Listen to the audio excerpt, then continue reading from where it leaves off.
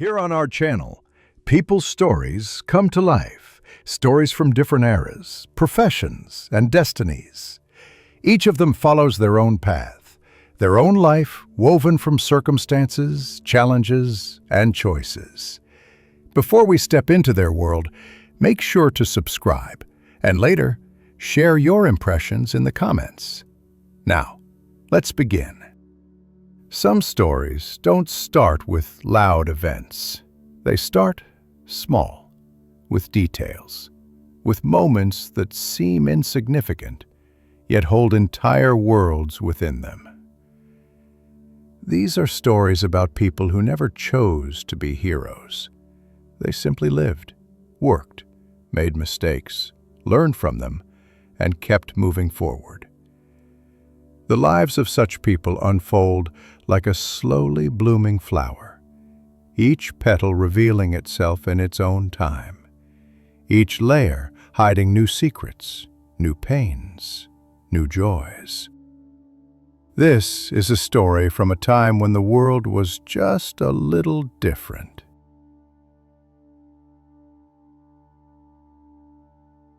The tenement on Mulberry Street held families the way a ship's hold carried cargo, stacked, pressed together, breathing the same close air. The boy learned early that walls were thin as promises, that other people's quarrels and laughter became your own whether you wanted them or not. His father came home each evening smelling of fish and tar from the docks, shoulders bent from hauling crates that bore labels from places the boy couldn't yet imagine. His mother's hands were always red and wrinkled, moving through endless tubs of other people's linens, her back curved over the washboard in a posture that seemed permanent, as if she'd been shaped by labor itself. He was 8 when he first understood that hunger had degrees. There was the ordinary kind, the everyday hollow that came before supper. Then there was the deeper hunger, the one that made you calculate whether the bread in your hand might be split 3 ways instead of 2, whether your sister's need outweighed your own. The arithmetic of scarcity. He learned it the way other children learn their letters, through repetition, through necessity, through the sharp teacher called want. The neighborhood smelled of everything at once, rotting vegetables from the market stalls, smoke from coal stoves, the sour tang of too many bodies in too little space, horse dung in the streets, mixing with mud when it rained. But sometimes, when the wind came from the right direction, he caught something else, the smell of ink. It drifted from the print shops on Nassau Street, bitter and chemical and strangely beautiful. It smelled like words given form, like thoughts made solid enough to hold. Mr. Horace Greeley Thompson ran a modest operation wedged between a tobacco shop and a seller of used furniture. The sign above the door read, "Quality Printing and Job Work," in letters that had once been gold. The boy noticed it first at 10 years old, lingering on his way back from delivering his mother's washing. Through the window he could see the press, a black iron beast that seemed almost alive, and a man moving around it with the careful attention of someone tending something that might bite. His mother had sent him that day. She'd heard the printer needed someone for simple tasks, and she'd smoothed his hair with her damp hands and told him to stand straight, speak clear, don't make trouble. The boy understood what she didn't say, that this might be a way out, or at least a way different from the docks, from breaking your back for wages that never quite stretched far enough. Thompson was a narrow man with ink permanently embedded in the creases of his fingers. He looked the boy over with the skeptical eye of someone who'd been disappointed before. "You read?" "Yes, sir. My mother taught me." "Most boys lie about that." Thompson handed him a piece of type, backwards letters cast in metal. "Tell me what this says." The boy studied it, turning the piece in his hand, working out the reversal. "Justice." Something shifted in Thompson's face. Not quite a smile, but close. "You'll do." The work was hard in ways he hadn't expected. His hands, still small, had to learn the careful placement of type, each letter selected from the cases, arranged backwards and upside down so it would print correctly. One mistake could ruin a whole line. Thompson didn't tolerate carelessness, but he wasn't cruel. He simply expected the work done right, and when it was, he taught more. The boy learned to mix ink to the proper consistency, to gauge the pressure needed for clear impressions, to sense when the press was running true or slightly off. The shop printed everything: handbills for theaters, business cards for lawyers and merchants, political pamphlets for men who came in after dark, speaking in low voices about reform and righteousness. The boy absorbed it all, words flowing through his hands daily, arguments and advertisements, grand promises and desperate pleas, all reduced to metal letters that could be arranged, printed, then broken apart and used again. Nothing was permanent except the press itself and the rhythm of the work. Paolo appeared one autumn morning, a skinny Italian boy with a canvas bag of newspapers slung across his chest. He couldn't have been more than 9, but he moved through the streets with the confidence of someone who knew every alley, every shortcut, every shopkeeper who might spare a bruised apple or yesterday's roll. They formed an alliance built on practical foundations. Paolo brought news from the wider city, and the boy shared the occasional penny or crust that came his way. They ate together on the steps behind the print shop when time allowed, Paolo talking constantly about the world he saw in his routes uptown.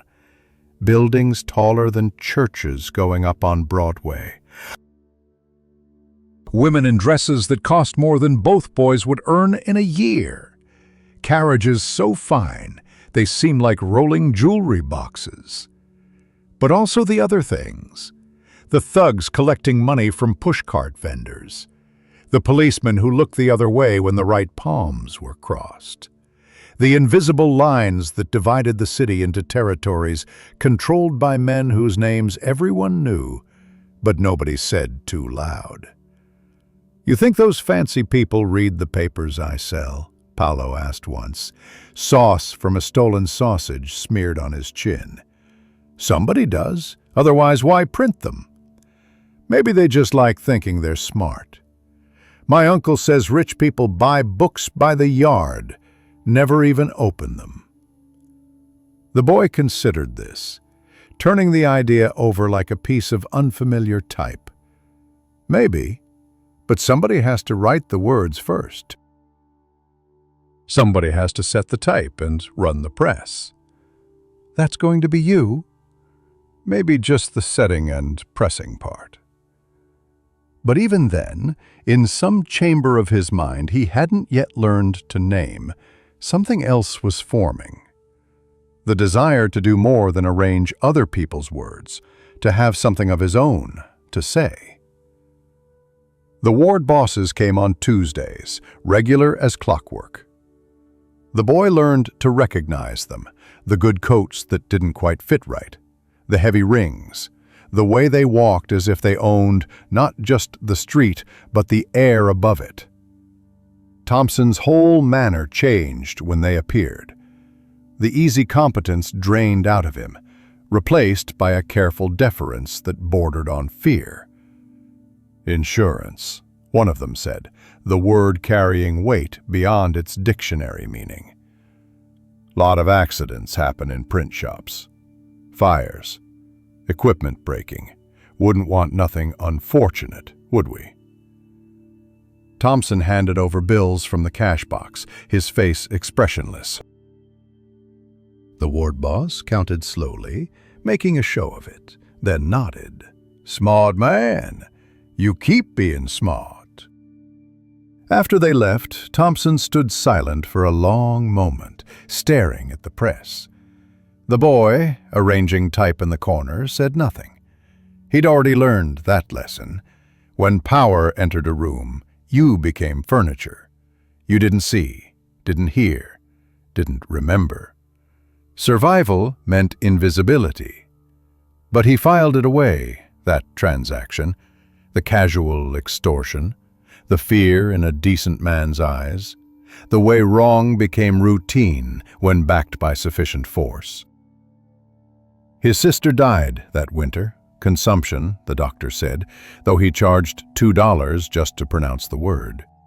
She was 6, with hair the color of wheat chaff and a laugh that used to fill their cramped rooms. The boy watched his mother's face go hollow, watched his father drink more and speak less. He kept working, kept setting type, because there was nothing else to do. Grief was a luxury. Bills came whether you mourned or not. Thompson gave him a day off for the funeral, attended himself, standing in the back of the church in his ink-stained suit. Afterward, he pressed a $5 bill into the boy's mother's hand. She wept and tried to refuse, but Thompson closed her fingers around it. "You got a good boy. He works hard. This is just because." That small kindness, that moment of grace in a world that seemed to offer so few, the boy remembered it, filed it alongside the ward bosses and the extortion, another piece of evidence about how the world actually worked. Some people hoarded their power, others spent it on mercy. Years accumulated the way type accumulated in the cases, one letter, one day at a time, slowly filling in the bigger picture. He grew taller, his shoulders broadening from hauling paper reams and working the press. His hands became sure, his eye for spacing and composition increasingly refined. Thompson gave him more responsibility, let him handle customer orders, taught him the business side beyond just the mechanical work. He was 14 when he set his first complete page without supervision, a notice for a public meeting about tenement conditions. He worked carefully, checking each word twice, making sure the spacing was even, the impression would be clear. When he pulled the first proof sheet, still wet with ink, he felt something he couldn't quite name. Pride, perhaps, or possibility. These words would be read, would enter minds, might even change something, however slightly. "That's fine work," Thompson said, examining the sheet. "You've got the touch for it now. Not just the mechanics, but the feel." The boy wanted to ask about the writing part, about who composed the words he set so carefully. But the question seemed too large, too presumptuous. He was a printer's apprentice from Mulberry Street. Writing was for educated men, for people with proper schooling and books in their homes. Still, at night in the tenement, sharing a bed with his younger brother while his parents snored in the next room, he sometimes imagined sentences, ways of describing what he saw, the city's brutality and beauty, the small kindnesses that punctured the prevailing harshness, the systems of power that seemed invisible until you learned to recognize their patterns. The words stayed in his head, unwritten, but they were there, accumulating like coins saved in a hidden jar, waiting for some future moment when they might finally be spent. Paolo came by less frequently as they grew older, their paths diverging as childhood paths do. But occasionally they still met, sharing food on the print shop steps, catching up on survival and small victories. Paolo worked for his uncle now, doing something vague involving deliveries and collections. The boy didn't ask too many questions. Some things were better left unexamined. "You still playing with letters?" Paolo asked once, grinning. "It's not playing, it's work." "Yeah, but you like it. I can tell. You got that look people get when they found the thing that fits them." Maybe Paolo was right. The work did fit. The precision of it. The transformation of blank paper into something carrying meaning. The smell of ink that no longer seemed bitter but familiar, almost comforting. This was his trade now, his place in the vast machinery of the city. Not what he'd imagined as a small boy, because small boys from Mulberry Street didn't waste time on imagination. But it was something. It was his.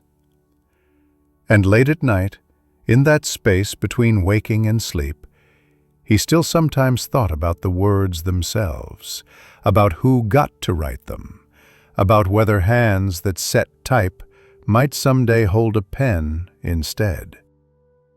It seemed unlikely, impractical, a dream too large for the small room that contained his life.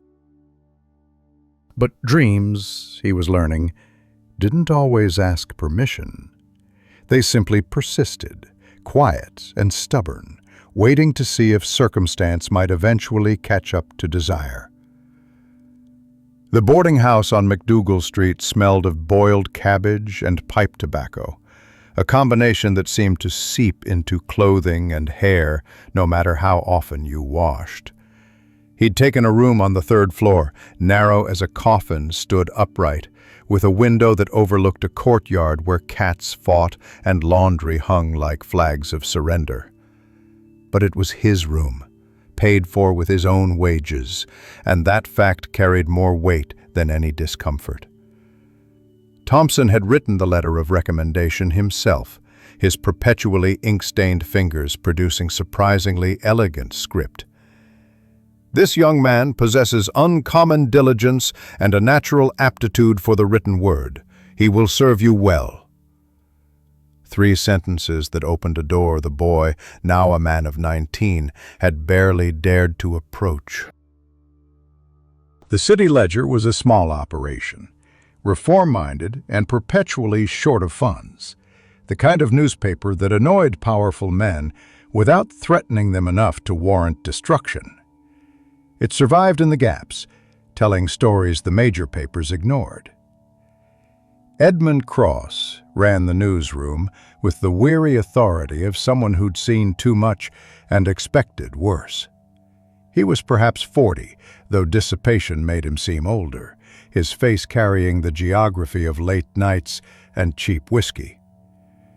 When they first met, Cross looked him over with eyes that missed nothing and forgave less. "Thompson says you're reliable. That true?" "I work hard, sir." "Hard and reliable aren't the same thing. Lots of people work hard at being useless." Cross tapped ash from his cigarette onto an already cluttered desk. "You know this city?" "I know my part of it." "Which part?" "Mulberry Street, the docks, 5 Points." "The places maps don't bother labeling properly." Something shifted in Cross's expression. Not quite approval, but a diminishment of skepticism. "Those are the parts that matter. The rest is just scenery. You'll start with court proceedings, fires, street accidents, the drudgery that pays for the paper we print the important stories on.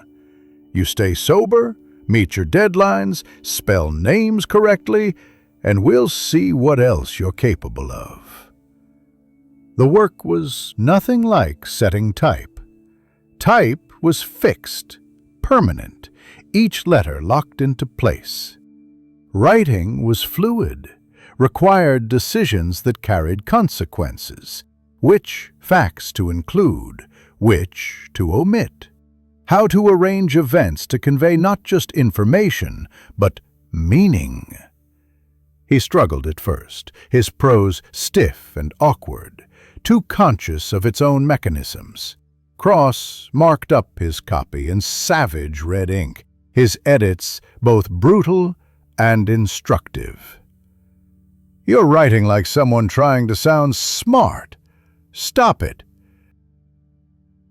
Tell me what happened like you're explaining it to someone who wasn't there. Simple, direct. Save the flourishes for when they actually serve a purpose. So he learned, gradually, painfully, through repetition and failure and the occasional success that felt like unexpected grace. He covered tenement fires that left families homeless, their possessions reduced to ash and memory.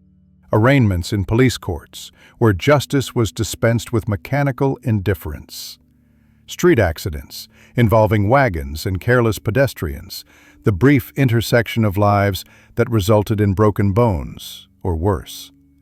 Small tragedies and minor crimes, the substrate of daily existence in a city too large to notice its own casualties. The oyster cellars along Fulton Street became his regular haunts. Cheap, filling, open late, for men whose work kept irregular hours. He ate, standing at the bar usually, a dozen oysters and a beer for 15 cents, sometimes sharing the space with longshoremen and clerks and other reporters from rival papers. The conversations were frank, profane, educational. He learned which aldermen were reliably corrupt and which were merely incompetent, which police captains could be trusted and which saw their badges as licenses for extortion. The invisible architecture of the city, the systems that determined whose complaints got heard and whose disappeared into bureaucratic silence. Paolo found him one evening at Clancy's, the oyster cellar closest to the newspaper office. His childhood friend had filled out, no longer the skinny boy with the newspaper bag, but a compact man with careful eyes and good clothes that suggested business was profitable, whatever that business might be. "Look at you," Paolo said, grinning. "A genuine newspaper man. My mother lights candles and thanks the saints whenever I mention you." Proof that somebody from the neighborhood made good without bending wrong. "I'm a junior reporter covering fires and petty theft. That's not exactly making good." "It's better than most manage. You got a trade that doesn't break your body. You work with your head." Paolo signaled for beer. "That matters." They fell into easy conversation, the kind possible only between people who'd shared hunger and survived it. Paolo ran a saloon now, he said, over on Baxter Street, a respectable front, though the boy, he still thought of himself that way sometimes, suspected there was more to it. But he didn't ask. Their friendship had always respected certain boundaries. "You ever write about the ward bosses?" Paolo asked eventually, his tone carefully casual. "The way they got their fingers in everything." "Not yet. That's not the kind of story they give to junior reporters." "Maybe it should be. Somebody ought to say something about how things actually work around here." The suggestion lodged in his mind, another piece of evidence accumulating toward some future reckoning. But he wasn't ready yet, didn't have the standing, the skill, the understanding of how to construct that kind of story without getting himself fired, or worse. The boarding house had a common room where residents gathered in the evenings.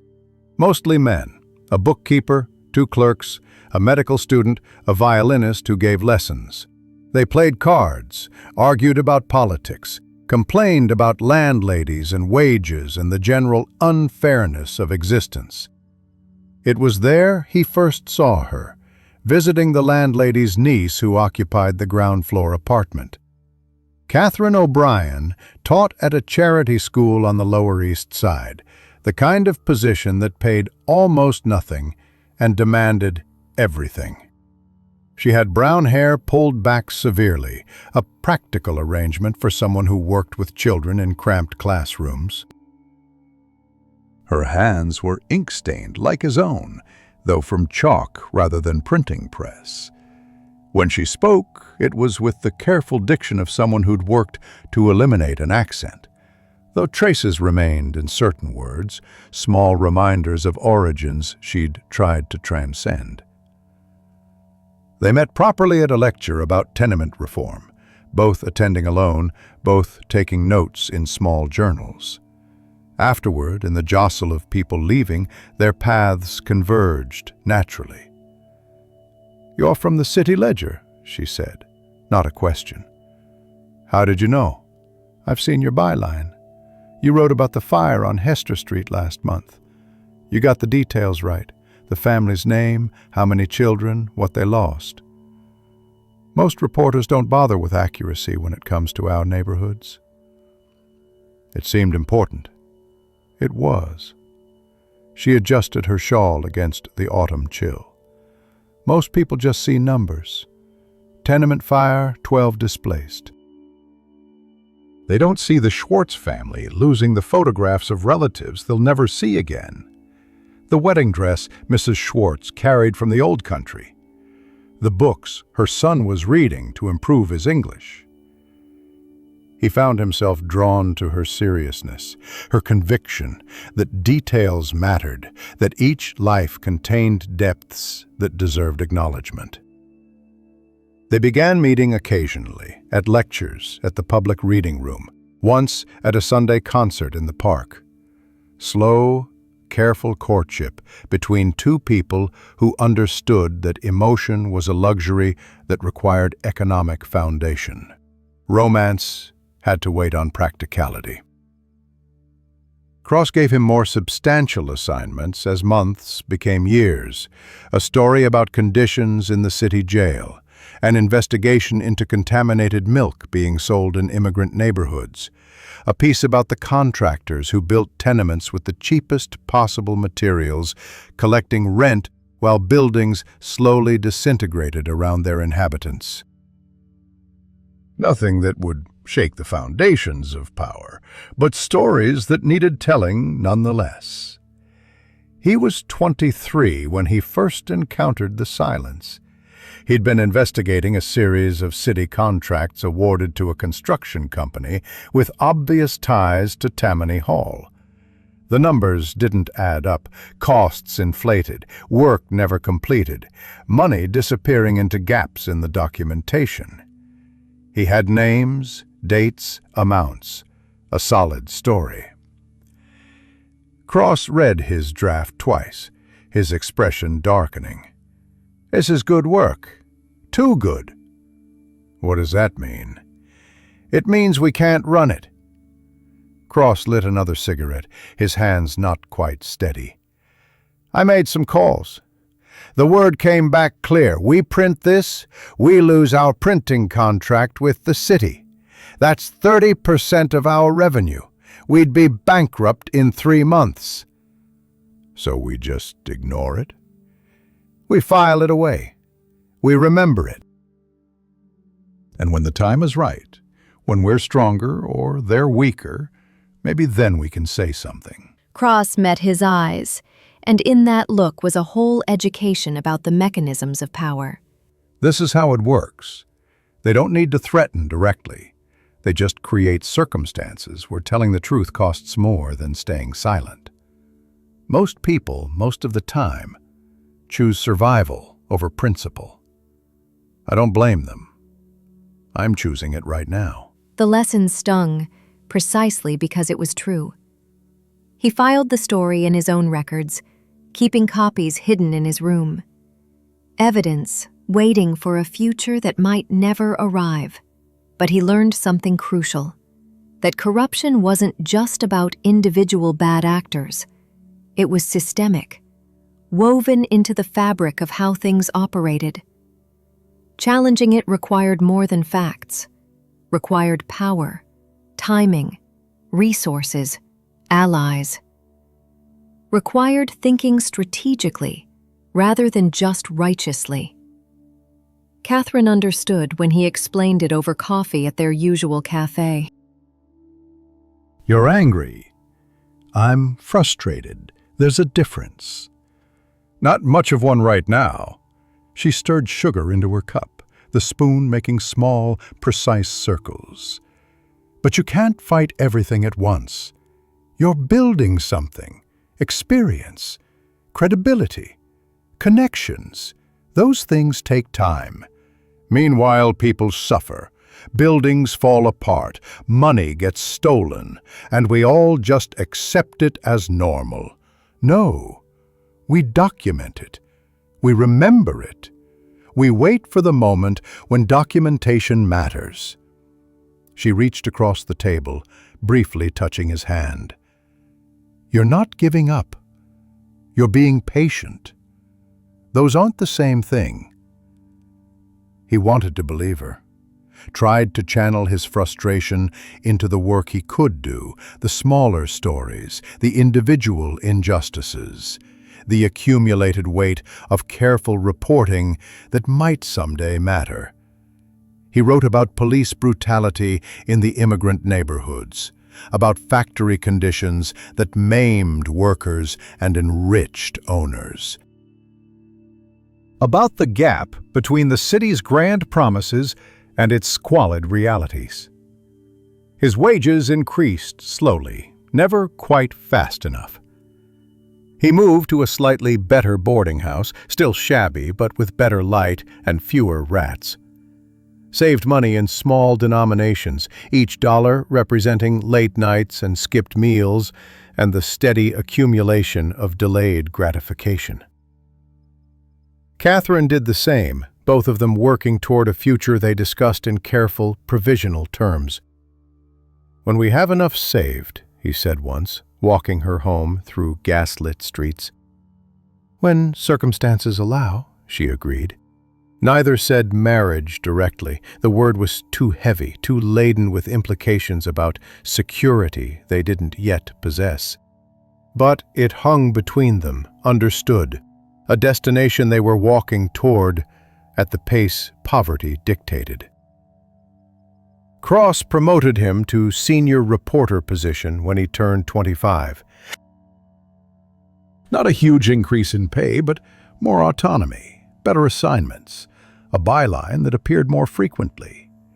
He'd proven himself reliable, thorough, willing to work the hours necessary to get stories right. The newsroom became his territory, the smell of ink and tobacco and coffee as familiar as breathing.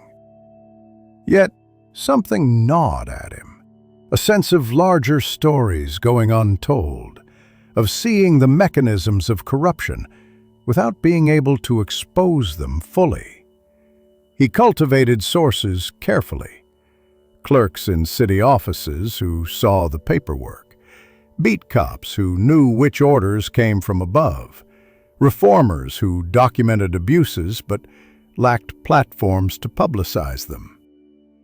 Built a network slowly, patiently, knowing that someday it might prove useful. The city kept growing, building upward and outward, swallowing more land and more lives. Electric lights appeared on some streets, harsh and bright after the softer glow of gas. The elevated trains thundered overhead, iron arteries carrying people to neighborhoods that hadn't existed a decade before. Everything changed constantly while the fundamental structures remained fixed. Power concentrating in familiar hands, wealth flowing in predictable directions, justice distributed unequally based on who could afford it. And he wrote it all down. Not the whole truth yet, but pieces of it, building toward something he couldn't quite name but sensed waiting in the distance. A reckoning, an accounting, a moment when all the documented injustices might finally matter enough to change something. For now, there was the work. There was Catherine. There was the slow construction of a life that felt, if not quite solid, at least possible. And there were the stories he kept filing away, the evidence accumulating in hidden places, patient as water wearing down stone. The brownstone on Prospect Place in Brooklyn represented something he'd learned to call security, though it felt more like borrowed time, as if the building might dissolve at any moment and return him to tenements and boarding houses. It had 3 stories, 2 bedrooms, a kitchen with a cast-iron stove that actually heated properly. The rent consumed nearly half his salary, a calculation that required constant anxiety, but also a kind of pride. He'd moved beyond survival into something approaching stability, however precarious. Catherine hung curtains in the front room, pale yellow fabric that caught afternoon light.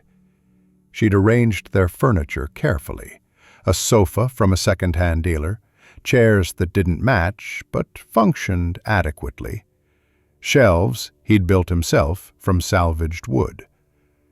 They'd married quietly at City Hall 2 years prior, with Paolo and one of Catherine's colleagues as witnesses. No ceremony, no celebration that would cost money better spent on rent and groceries. Just the legal transformation of their arrangement into something officially recognized. His daughter arrived on a cold morning in March, red-faced and demanding, with Catherine's dark eyes and his own stubborn chin. They named her Margaret, called her Maggie. Catherine stopped teaching to manage the household, a decision that tightened their finances further, but seemed necessary. The child required constant attention, feeding, changing, soothing through illnesses that arrived with seasonal regularity. He understood then, in a way he hadn't before, the vulnerability of dependence. A single missed paycheck, a single serious illness, and everything they'd constructed could collapse. Yet he loved her fiercely, this small creature who'd emerged from his wife's body. Loved her in a way that terrified him because it represented exposure, the creation of hostages to fortune. His success or failure now had consequences beyond himself. Work provided some escape from that fear. At 31, he'd become one of the Ledger's senior writers, trusted with investigations that went beyond routine crime reporting. Cross was drinking more heavily now, his hands occasionally trembling, his judgment increasingly clouded. The owner, a wealthy idealist named Augustus Webb, was beginning to take more direct involvement in editorial decisions. There was talk of Cross stepping back, though nobody said it directly. The story about Alderman James Wickham began as a routine assignment. A city reformer requesting a private meeting with the paper, wanting to discuss municipal corruption. These meetings happened occasionally, sources seeking platforms, people with axes to grind against rivals, citizens convinced they'd discovered systematic wrongdoing. Usually they contained fragments of truth wrapped in personal grievance. Sometimes they contained nothing at all. Wickham was different. He came to the Ledger offices on a gray afternoon in November, arriving through the back entrance with the careful discretion of someone accustomed to avoiding notice. He was perhaps 50, distinguished-looking despite shabby clothes, with the haunted expression of a man carrying weight beyond his physical frame. Cross met with him first, then called him in. Wickham wants to talk about municipal contracts, specifically about how they're awarded, where the money actually goes, who benefits. Cross studied him with unusual intensity. He says he has documentation. Why come to us? Why not the major papers? He says those papers are already compromised, that Tammany's reach extends into most newsrooms, that certain stories won't run because the people backing them have too much invested in the status quo. Wickham spoke quietly, his voice carrying the educated accent of someone who'd attended better schools. The city ledger has a reputation for independence. I'm gambling that's justified. They met several times over the following weeks, always in different locations: a corner cafe in Lower Manhattan, a church basement, a park bench during morning hours when observations seemed least likely. Wickham shared documents, copies of contracts showing inflated costs, payment trails that disappeared into shell companies, a pattern of awards that correlated suspiciously with aldermen's voting patterns on other issues. "They've been doing this for 20 years, Wickham explained during one meeting, his hands trembling slightly as he spread papers across the table between them. It started small, almost accidentally. A contractor underbidding others, then negotiating price increases after signing. It became systematic. Now it's the foundation of how the machine operates. Contracts are awarded as rewards for political loyalty. Money flows upward. Aldermen who ask questions either change their positions or encounter problems. What kind of problems? 2 years ago, Alderman Carmichael opposed a contract for waste collection. The bid was absurd, clearly padded. He pushed for investigation. 3 months later, his wife died in what the police called an accident. She fell down the basement stairs of their home. Carmichael withdrew his opposition immediately after. Wickham met his eyes. That's not coincidence. That's communication. You're describing organized crime operating through city government. I'm describing how the city actually functions. The crime part is just semantic. Wickham gathered the papers carefully, his movements suggesting he'd done this many times. I'm taking a terrible risk. I have a family, financial obligations. But I can't live with it anymore. I can't be part of the machinery and pretend ignorance. Why are you telling me this? Why not go to the police? Because the police are part of the machinery. Captains are selected based on their willingness to cooperate. Officers who object either transfer or leave the force. The district attorney's office is completely compromised. I've been in this system long enough to know where the exits are. You can't go through official channels. You have to go around them. Over the following weeks, Wickham provided increasingly specific information. Names of aldermen involved, dates of votes, documentation of payments hidden in ledgers accessible only to certain city officials. The scope was larger than he'd initially understood. Not just construction contracts, but building permits, street franchises, police appointments, even judicial assignments. An entire system of graft operating openly but concealed through the simple mechanism of official secrecy. He began his own investigation in parallel, verifying facts through sources developed over years of reporting. Beat cops who talked carefully, clerks in city offices who'd grown disgusted, other reformers who'd been documenting abuses. Each source added a piece to the pattern, and the pattern grew increasingly coherent. This wasn't random corruption. This was organized, systemic, deeply embedded in how the city functioned.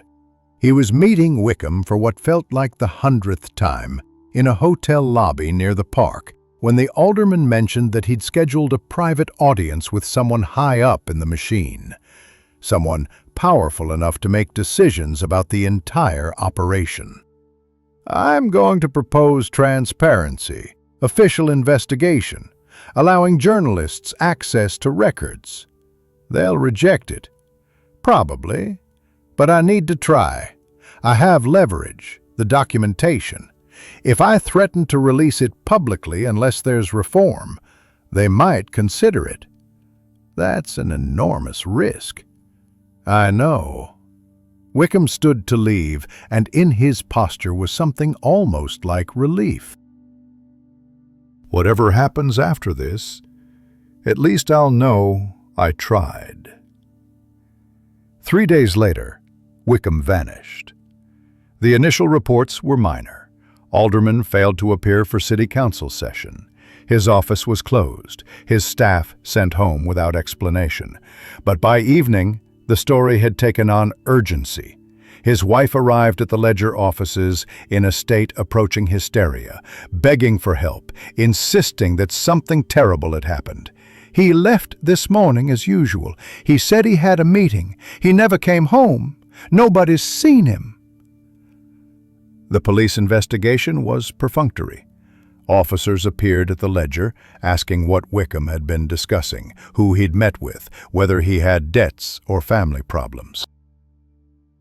The questions had the quality of an investigation, designed to go nowhere, to establish facts that would support the predetermined conclusion they seemed intent on reaching, that Wickham had abandoned his family, possibly committed suicide, or had legitimate reasons for disappearing that weren't the police's concern to investigate.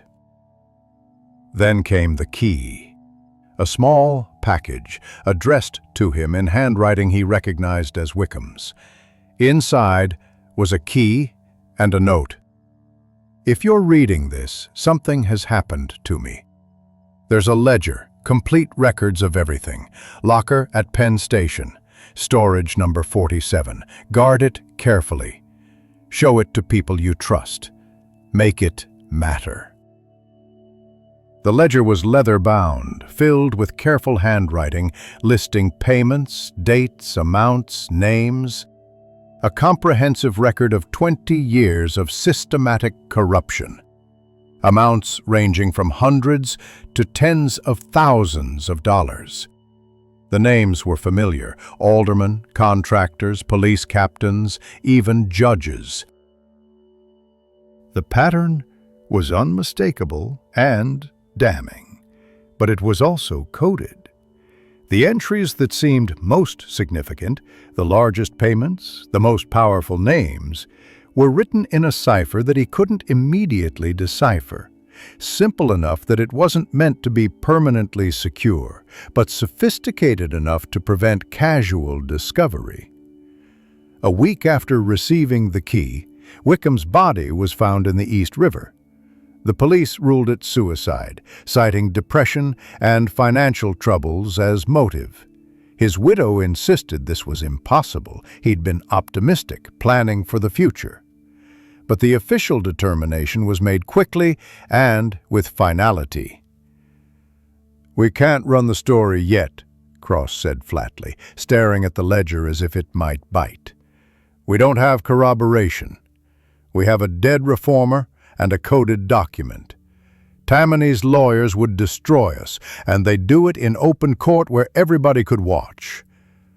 We have to do something. We will. We need to verify. We need sources willing to testify. We need to understand the entire system well enough that they can't punch holes in our reporting."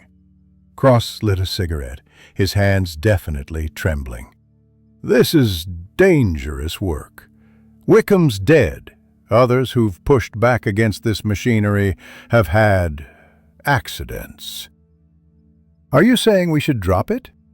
"I'm saying we proceed carefully. You take the ledger. You work to break the code. You develop sources quietly, without announcing what you're investigating. You verify facts against public records. We build the story properly, or we don't build it at all. A half-built story gets people killed and accomplishes nothing." So he became a man living a double life. By day, junior assignments at the newspaper, stories about reformers and civic improvements, the respectable facade of journalism. By night, working to decode the ledger, consulting with a former bookkeeper he knew from the financial district, following money trails through property records and incorporation documents. Catherine noticed the change immediately. "You're working too hard. You're not sleeping." "There's something I'm investigating. I can't talk about it yet." She understood what he wasn't saying. That he'd encountered something that mattered, that he was willing to sacrifice sleep and peace for it. "Be careful. We have a daughter. We have a life here." "I know." "Do you?" "Because I'm not sure you do. I see you disappearing into this thing, whatever it is. I'm afraid." He wanted to reassure her, but he couldn't lie convincingly. He was afraid, too. Not of danger to himself, though that was real enough. He was afraid of what the investigation would demand of him, of whether he had the courage to follow it through to whatever ending waited. Afraid that he'd stumble into something beyond his ability to handle, that he'd implicate people he cared about, that noble intentions would result in catastrophe. But he continued anyway. Because Wickham was dead. Because the ledger existed. Because he'd been given access to evidence of systematic corruption, and turning away from it would make him complicit in that corruption. The mathematics of conscience left him no choice. By January, he'd decoded enough of the ledger to understand its basic structure. The cipher was relatively simple once you recognized the pattern. A shift substitution, the kind taught in schools to demonstrate cryptography. Wickham had been intentional about this, secure enough to protect against casual discovery, but breakable by anyone with the knowledge and patience to work through it. A gift to someone willing to pursue truth. The names resolved themselves into something terrifying in its comprehensiveness. Active aldermen, retired aldermen, police commissioners going back 2 decades. Judges appointed through city patronage. Contractors connected through family relationships or shared investments. It was corruption as institution, embedded so deeply that it constituted the actual governmental structure beneath the formal one. The city council debated bills, while the real decisions were made in back rooms, determined by cash flows and political calculations. Augustus Webb called him into his office on a gray February afternoon. Webb was a wealthy man, comfortable enough that activism was available to him as a moral luxury. But he wasn't frivolous about his money or his convictions. "Cross tells me you've found something serious." "I have, but I can't write about it yet. Not without corroboration." "Then find corroboration." Webb studied him with intelligent eyes. "I didn't invest in this newspaper to be safe. I did it because the city needs people telling the truth about how it actually operates. If you have evidence of what you're claiming, we'll publish it. I'll handle the legal consequences personally." "They'll destroy you." "Possibly. But the alternative is allowing the corruption to continue unchallenged. I can afford to lose the newspaper. The city can't afford to lose the truth." That conversation shifted something. He had permission now. More than that, he had backing. Webb provided resources, including access to a lawyer experienced in defending libel cases. More importantly, he had legitimacy within the business community, which meant that sources who were terrified of Tammany retaliation might be willing to talk if they trusted Webb's protection. Through winter and into spring, he worked methodically, building a web of connections, documenting cash flows, identifying the mechanisms through which money moved from city contracts into private pockets. The work was slow, careful, requiring constant verification. But the picture became clearer.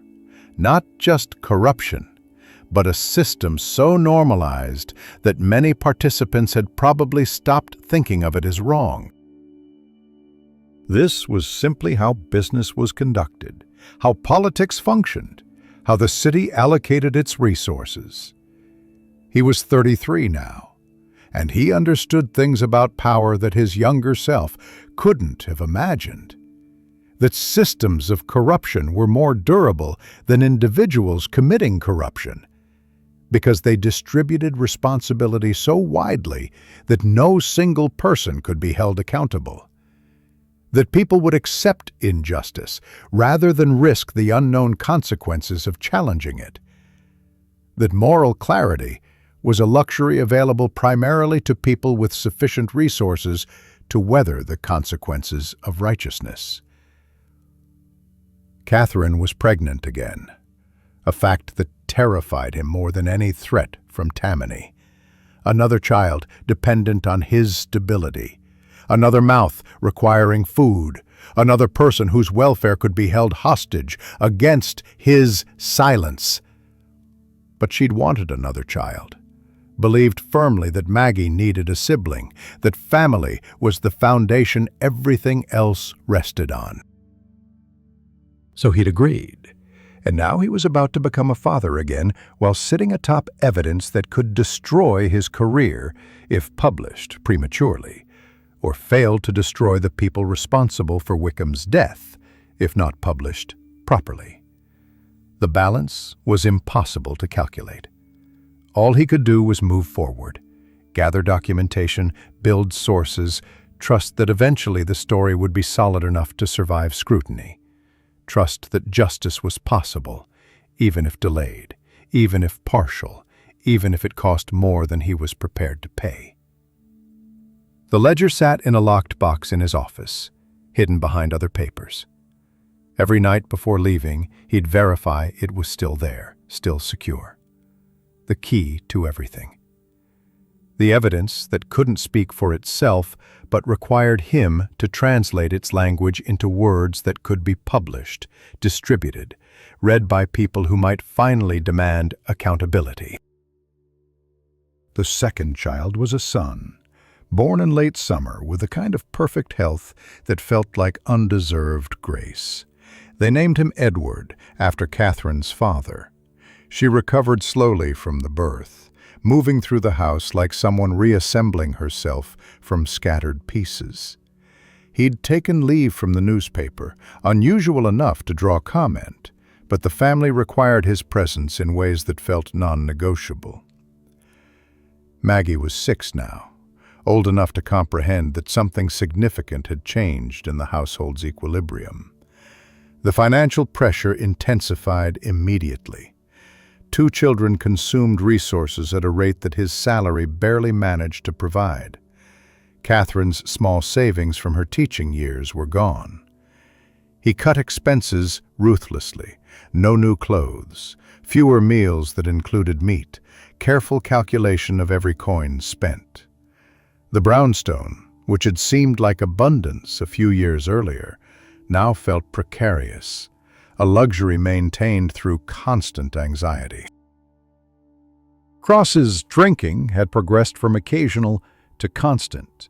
He appeared at the office erratically, his judgment compromised, his mood swinging between expansive grandiosity and crushing despair. Webb was handling more editorial decisions directly, though he tried to do it without completely displacing the older man. There was an exhausted kindness in how Webb managed it, the way someone might care for an aging parent, respectful of former authority while necessarily assuming new control. "We need to move on the story," Webb said one afternoon, his office door closed, his voice carefully neutral. "Cross can't oversee it. His judgment is compromised, and his discretion is questionable at this point. I'm asking you to work directly with me." That will make people suspicious. Cross will notice. Cross notices very little these days, except the location of the nearest bottle. Besides, I don't care if people are suspicious. I care about getting this right. Webb leaned back in his chair, the posture of someone accustomed to making consequential decisions. You've been working on this for nearly a year. You have the ledger decoded. You have documentation from city records. What else do you need? Corroboration. Sources willing to speak on record. Someone from inside the system willing to explain how it actually works. Then find them. Use my resources. I'll provide money for travel, for paying sources if necessary. I'll shield you from the newspaper's usual financial constraints. Webb's expression was serious, almost grandfatherly. I believe in what you're doing.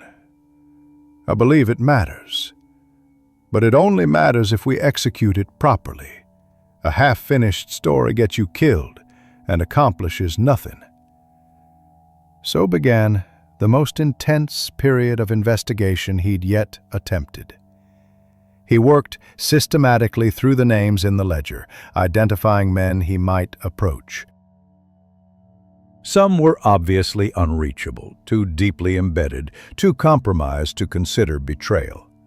But others showed cracks. A police captain near retirement, tired of the moral compromises required to maintain his position. A building inspector who'd been pushed aside for a younger man with better political connections. A contractor who'd been shortchanged on payments when more powerful rivals claimed contracts he'd legitimately won. Each conversation required careful calibration. He never revealed the ledger's existence. Instead, he spoke of rumors, of investigations being conducted, of reformers interested in documenting patterns. He offered money for information, which was usually rejected, but sometimes accepted. He made clear that confidentiality could be maintained, that sources could speak off the record or anonymously. The breakthrough came through an unexpected channel. He was interviewing a building inspector about alleged safety violations in a tenement, the kind of routine corruption everyone accepted as normal, when the man mentioned frustration about a contract he'd lost years earlier. Should have been mine by rights. The work was good, the price was fair, but I didn't have the right political connections. Some contractor nobody'd heard of got it instead, submitted a bid that made no financial sense. Then he got paid more to finish the work, and the whole thing disappeared into the normal operations. You remember his name? Oswald Brothers. They went bankrupt within 5 years, but the money they made on that single contract was enough to launch whatever business they went into next. I've always wondered where it went, who was connected, how it worked. That name matched one in the ledger. Oswald Brothers appeared 3 times, with payments ranging from $5,000 to $15,000. He found a public record. The company had indeed folded. But tracing the partners led to new companies, slightly different names, the same mechanisms operating. Money flowing through shell entities, disappearing, reappearing in property purchases and business investments made by aldermen and their families. It took 3 weeks to locate Simon Kraft. He'd been the bookkeeper for Oswald Brothers, had kept the records that documented the actual financial flows behind the legitimate paperwork. After the company dissolved, he'd lived quietly, working as a clerk for various companies, keeping his head down, collecting his wages, trying to disappear into the city's anonymous masses. When finally approached, carefully through intermediaries with assurances of protection, Kraft was both eager and terrified to talk. He'd been carrying the knowledge for years, the weight of it pressing down. At the same time, speaking about it meant danger he understood intimately. "They'll know," he said, sitting in a private room at a hotel, speaking in a whisper despite being alone with only him present. "I kept everything. I documented the real payments, the secondary contracts, the methods. I kept it as insurance, in case they tried to cheat me out of my final wages. But they found out. They warned me. Said if I ever spoke about what I knew, my daughter would understand consequences." "Your daughter?" "She's 12, lives with her mother. I haven't seen her in 3 years, because I was warned that contact could lead to her being harmed. That's what they do. They don't threaten you directly. They threaten the people you care about." Kraft's hands shook as he reached for water. "I've been living in hiding since then, keeping a low profile, collecting my money, hoping they'd forget about me." "Why are you willing to talk now?" "Because I'm tired. Because I'm 45 years old and I've accomplished nothing except surviving, and that doesn't feel like enough anymore. Because that ledger you mentioned, the one Alderman Wickham created, it's real, isn't it? He was documenting it too." "Yes, and now he's dead, drowned in the river like an accident." Kraft met his eyes. "They killed him to keep him quiet. How long do you think I'll live if nothing changes? They'll kill me eventually, just to be sure. At least if I speak now, if I help you document this, maybe my death means something." Over the following weeks, Kraft provided detailed testimony about how the system operated, the mechanisms of corruption, the safeguards built in to prevent discovery, the careful way risk was distributed so no single person bore full responsibility. He had access to documents he'd hidden, copies of the real ledgers kept parallel to the official ones. With proper encouragement and reassurance, mostly offered by Webb, who'd become a kind of patron to the investigation, Kraft agreed to allow his testimony to be used, though anonymously initially. The profile of corruption became increasingly clear. It operated through a network of perhaps 30 men, aldermen, police captains, judges, contractors, building inspectors. They coordinated actions, shared profits, protected each other. When someone tried to expose the system, like Wickham, they were removed. When someone threatened it from outside, pressure was applied to discourage further investigation. But the system was also remarkably fragile, dependent on silence and public apathy. If enough people knew the truth, if enough voices spoke simultaneously, the network would fragment. The question was whether they could achieve that critical mass of disclosure before the system eliminated the threat. By late autumn, the article was nearly complete. Detailed, well-sourced, carefully structured to lead with the most sensational revelations and support them with irrefutable documentation. The ledger entries, decoded and cross-referenced with public records. Kraft's testimony. Confirmation from multiple other sources. Everything woven together with careful logic that demonstrated not just individual acts of corruption, but a systematic operation spanning 2 decades. The article would run across 4 consecutive days, each installment building the case further. Webb had retained lawyers specifically to defend against libel suits. He'd arranged for additional copies to be sent simultaneously to rival newspapers, preventing Tammany from suppressing the story through pressure on a single publication. "They'll respond with threats," Webb said, reviewing the final draft. "They'll deny everything. They'll attack your credibility and mine. They'll try to discredit sources. Some of them will flee the city. Some will try to have me arrested, or you beaten. He looked up from the pages. Are you prepared for that? No, but I don't think I'd be prepared even if I had more time. Good. Honesty about your fear is better than false confidence. Webb smiled slightly. I've been doing this kind of work for a long time. I've learned that courage isn't the absence of fear. It's moving forward, despite it. But before the article could run, something went wrong. Webb called an emergency meeting, his face grave in a way that suggested imminent catastrophe. Tammany knows. Someone leaked that we're preparing a major exposé. They're applying pressure, political pressure, financial pressure, legal threats. The printer is getting nervous. Some of our advertisers are canceling. The owner of the building where we rent our offices has terminated our lease. How do they know? That doesn't matter right now. What matters is that we have a narrow window to publish before they can shut us down completely.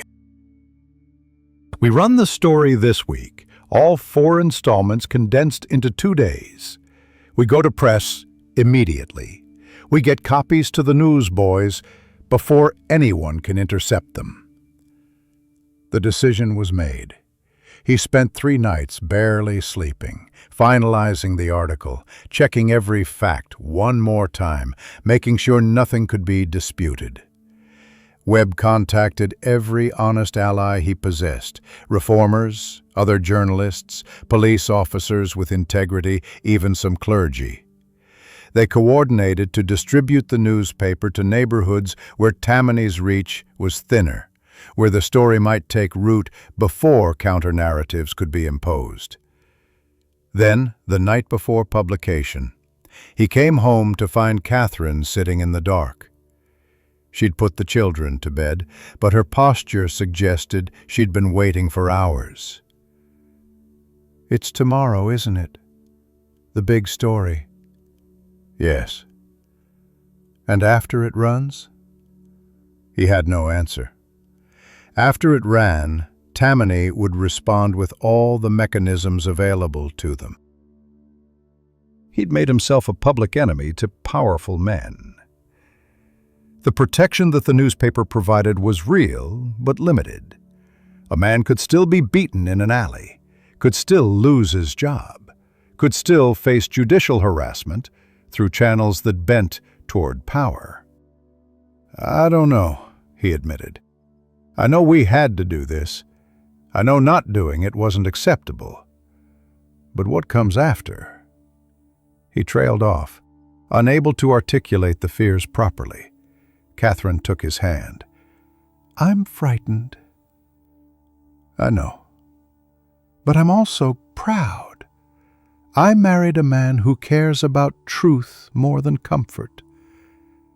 I just didn't expect to actually live through the consequences of that." She squeezed his hand. "Whatever happens, we'll manage." The article ran on Tuesday and Wednesday, spread across the first pages of the newspaper. By evening, the first edition was sold out. Copies passed from hand to hand, read aloud in saloons and tenements and churches. The reaction was immediate and massive. Rage, vindication, demands for investigation, angry letters to the mayor and city council. Tammany's response came with equal speed. Denial, of course. Claims that the newspaper was sensationalist and unreliable. Attacks on Webb's character and motives. Pressure applied to other newspapers to dismiss the story as politically motivated. The police department announced an investigation into whether the newspaper had violated laws in publishing the ledger contents. More concerning were the direct threats. Notes delivered to his home. A window broken at the newspaper office. Word through the grapevine that significant money was being offered to people willing to ensure his silence permanently. Detective Sergeant Michael Brennan appeared at his office 3 days after publication. Brennan was one of the rare honest cops, a man who'd navigated the system without being corrupted by it, though the pressure was constant. He looked exhausted. You need to be careful. There's word that people have been authorized to take direct action. They've given up on legal suppression. Now they're trying violence. I expected that. You expected it intellectually. Living it is different. They've beaten other journalists who got too close to exposing Tammany operations. They've killed at least 2 people that I know of, though those were ruled accidents or suicides. Brennan lowered his voice. What you've done, what you've exposed, it's important. But they're not going to forgive it. And they have resources we don't. That night, a man appeared at his home while he was at work. Catherine was alone with the children. She'd been in the kitchen when someone attempted to open the back door. She'd screamed, and the man had fled before gaining entry. The police were called, took a perfunctory report, suggested perhaps it was a burglar who'd been scared off by her presence. But they all knew it wasn't a burglar. It was a message. The protection of home and family was not guaranteed. They could reach you anywhere, anytime. He went to Webb's house that evening, finding the publisher in his study, also visited by threats, though less direct. Webb looked older suddenly, the burden of what they'd initiated visible in his posture and face. Kraft disappeared, Webb said quietly. I had him in a safe house. Last night he vanished. I assume they found him. He's dead? Probably. Or hiding somewhere we can't reach him. Either way, he's gone. Webb poured whiskey with shaking hands. I thought I could protect him. I thought my resources and connections were sufficient. They weren't. This is my fault. I convinced him to talk. No, this is the system's fault. The system uses violence to maintain itself. We expose the corruption, and the corruption is fighting back. Webb met his eyes. The question is what we do next. We can back away, claim victory. The story ran, it's public knowledge now. The district attorney has announced a grand jury investigation. Some things will change, even if not everything. Or we can continue, push further, try to see this through to actual accountability. How do we do that if they're willing to kill? We stay alive. We stay visible. Paradoxically, the more public we remain, the harder it is for them to eliminate us completely.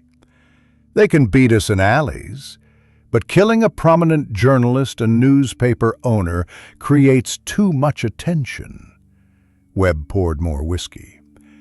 We also need allies. We need protection from people they can't touch. That means involving the state police, federal authorities if possible, reformers with political power. The investigation continued through winter and into spring. The grand jury heard testimony, reviewed documents, made findings of probable cause. Indictments were handed down against 5 aldermen, 3 contractors, and 2 police captains. Not enough. Not the whole network. But enough to demonstrate that the system had vulnerabilities, that exposure created consequences. The first trial resulted in conviction. An alderman found guilty of accepting bribes, sentenced to 2 years in prison. It wasn't enough punishment for 20 years of systematic corruption, but it was something. The verdict was appealed, delayed in courts for years to come, but it created precedent, made clear that the old assumption of immunity was eroding. By summer, he was exhausted in ways that sleep didn't address. Catherine was struggling with her own anxiety, the fear that manifested in sudden tears or inability to concentrate. Maggie had become withdrawn, aware that something difficult was happening, unable to understand it, but affected nonetheless. Edward was too young to perceive the danger, but his father's tension made the household atmosphere dense and heavy. He thought sometimes about abandoning it, taking his family and moving somewhere the corruption was less visible, the threats less immediate. But that felt like cowardice, like accepting that power could dictate silence through violence. And somewhere deep inside him was the knowledge that people like Wickham had paid with their lives to expose this system. Taking what they'd sacrificed and using it as foundation for a better story, or walking away from it, seemed to dishonor that sacrifice. So he continued, documenting developments, following the trials, helping other reporters understand the story's implications, testifying before the grand jury, his voice steady even when fear was making his hands shake. Building evidence that truth, once released, couldn't be fully suppressed, even if its spread was slower and more painful than anyone wanted. The financial ruin came gradually, then suddenly. For months, he didn't notice it accumulating, was too focused on the investigation and its aftermath to monitor the slower mechanisms through which power operated. But by autumn, it became impossible to ignore. The Ledger's advertisers had quietly relocated their business to other publications. The newspaper's circulation, initially boosted by the scandal, had plateaued and begun declining as the immediate sensation faded. The owner, frightened by legal threats and financial losses, began discussing the possibility of selling or consolidating operations. Webb maintained the newspaper through direct investment of his own considerable wealth, a gesture that was both generous and unsustainable. He was old enough that he couldn't afford to bleed money indefinitely, and younger investors, who might have seen the operation as worthwhile despite its political complications, were too nervous about Tammany's reach to risk capital. "We can continue for another year, perhaps two," Webb said during one of their increasingly frequent meetings about the newspaper's future. "But eventually, financial reality will force decisions we'd prefer to avoid. I'd rather shut down with principles intact than transform into the kind of publication that needs to make compromises with power." Meanwhile, his own salary remained unchanged while household expenses accelerated. Edward had taken ill with pneumonia that winter, requiring a doctor's visits and medicine that consumed weeks of wages. Catherine, who'd never fully recovered her peace of mind after the attempted break-in, began having episodes of severe anxiety that sometimes kept her confined to bed for days. The brownstone that had seemed like abundance now felt like a constant calculation of whether they could afford the rent for another month. He applied for positions at the major newspapers, but doors that had been theoretically open now slammed shut with suspicious consistency. Editors who'd previously expressed interest suddenly weren't available.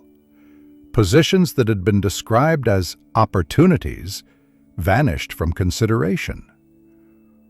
Word had circulated through the journalistic community. He was trouble, was associated with Tammany's enemies, might bring unwanted legal complications. Other editors, comfortable within existing power structures, had no interest in hiring a man who might pursue similar investigations. The irony wasn't lost on him. He'd exposed corruption, had done the work diligently and carefully, had proven through rigorous documentation that his reporting was accurate. And instead of enhancing his prospects, that success had eliminated them. The system didn't reward truth-telling. It punished it, through mechanisms subtle enough to avoid direct censorship, but effective nonetheless. Catherine suggested something one evening while he was working late at the kitchen table, reviewing case files for the ongoing trials. What if we moved back to the Lower East Side, rented something smaller? My mother's sister has a place on Ludlow Street that would be cheaper. You could survive on less if— No. He'd said it too sharply, and she flinched. He moderated his tone. I'm sorry, but no. We built something here. We're not retreating from it because of pressure. We're not retreating, we're adapting. There's no shame in that. She was right, he knew. But the idea of returning to the tenements, of undoing the progress they'd achieved, felt like capitulation to the very forces he was trying to oppose. Yet finances didn't respond to pride. By December, he'd been forced to accept that the ledger position would likely end within 6 months. Webb was barely maintaining the newspaper's operations, and even his wealth had limits.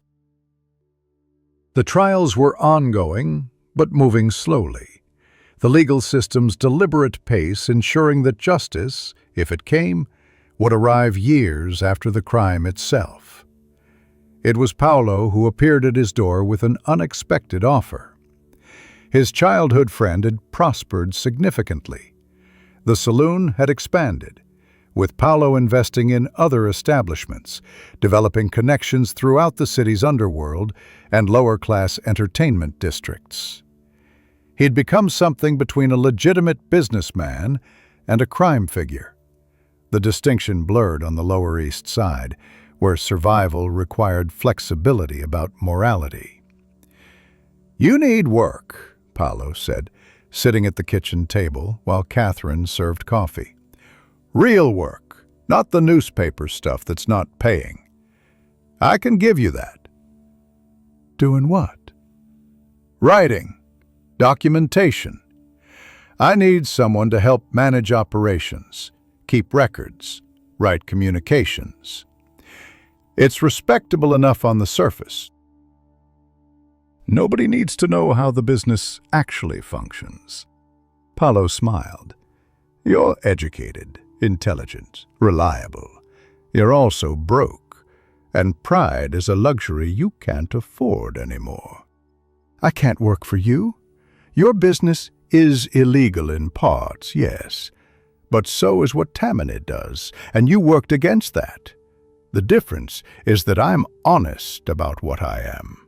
I don't pretend to be reform while I'm taking bribes.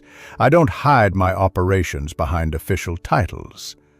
Paolo leaned forward. "I'm offering you work. Actual wages that will keep your family comfortable. No moral complications beyond the ones you already possess." He wanted to refuse. The instinct was strong, to maintain some boundary between legitimate work and the gray economies that operated beneath official society. But the calculation was impossible to ignore. Without income, his family would face genuine hardship. Catherine's health was fragile. The children needed security that principle alone couldn't provide. "Let me discuss it with Catherine." The conversation with his wife took place after the children were asleep. He expected resistance, moral objection, perhaps even ultimatum. Instead, Catherine surprised him. "Paolo has always been kind to us. He helped during that difficult winter when Edward was sick. He lent money without expecting repayment. If his business provides what our family needs, I'm not sure principle requires us to refuse it." She'd grown older in the years since his investigation began, her face showing new lines, her eyes carrying exhaustion that seemed permanent. "I married you because I believed you cared about truth. But truth doesn't feed children. Stability does. So he began working for Paulo in early January. The work was indeed straightforward on the surface: managing accounts, writing reports, organizing operations across multiple establishments. But he learned quickly that Paulo's businesses encompassed more than saloons. There were gambling operations, rooms where men could place bets on cards and numbers. There were women available for hire, though Paulo's establishments were known for better conditions than typical brothels. There were loan operations, money borrowed at rates that generated substantial return if repaid, and consequences if defaulted. He didn't like it. But he also recognized that Paulo's operations, while illegal, were less immediately harmful than many legal enterprises. The prostitutes were there by choice, not coerced into slavery like some establishments. The loans, while expensive, were available to people the legitimate banks rejected.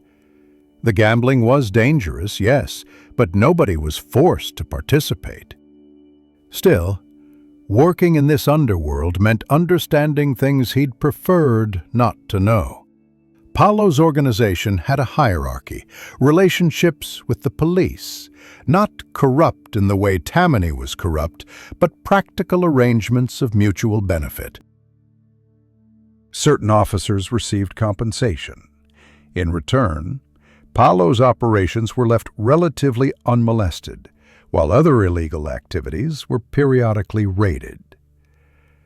"How is this different from what Tammany does?" he asked Paulo one evening, reviewing accounts in the back room of the main saloon.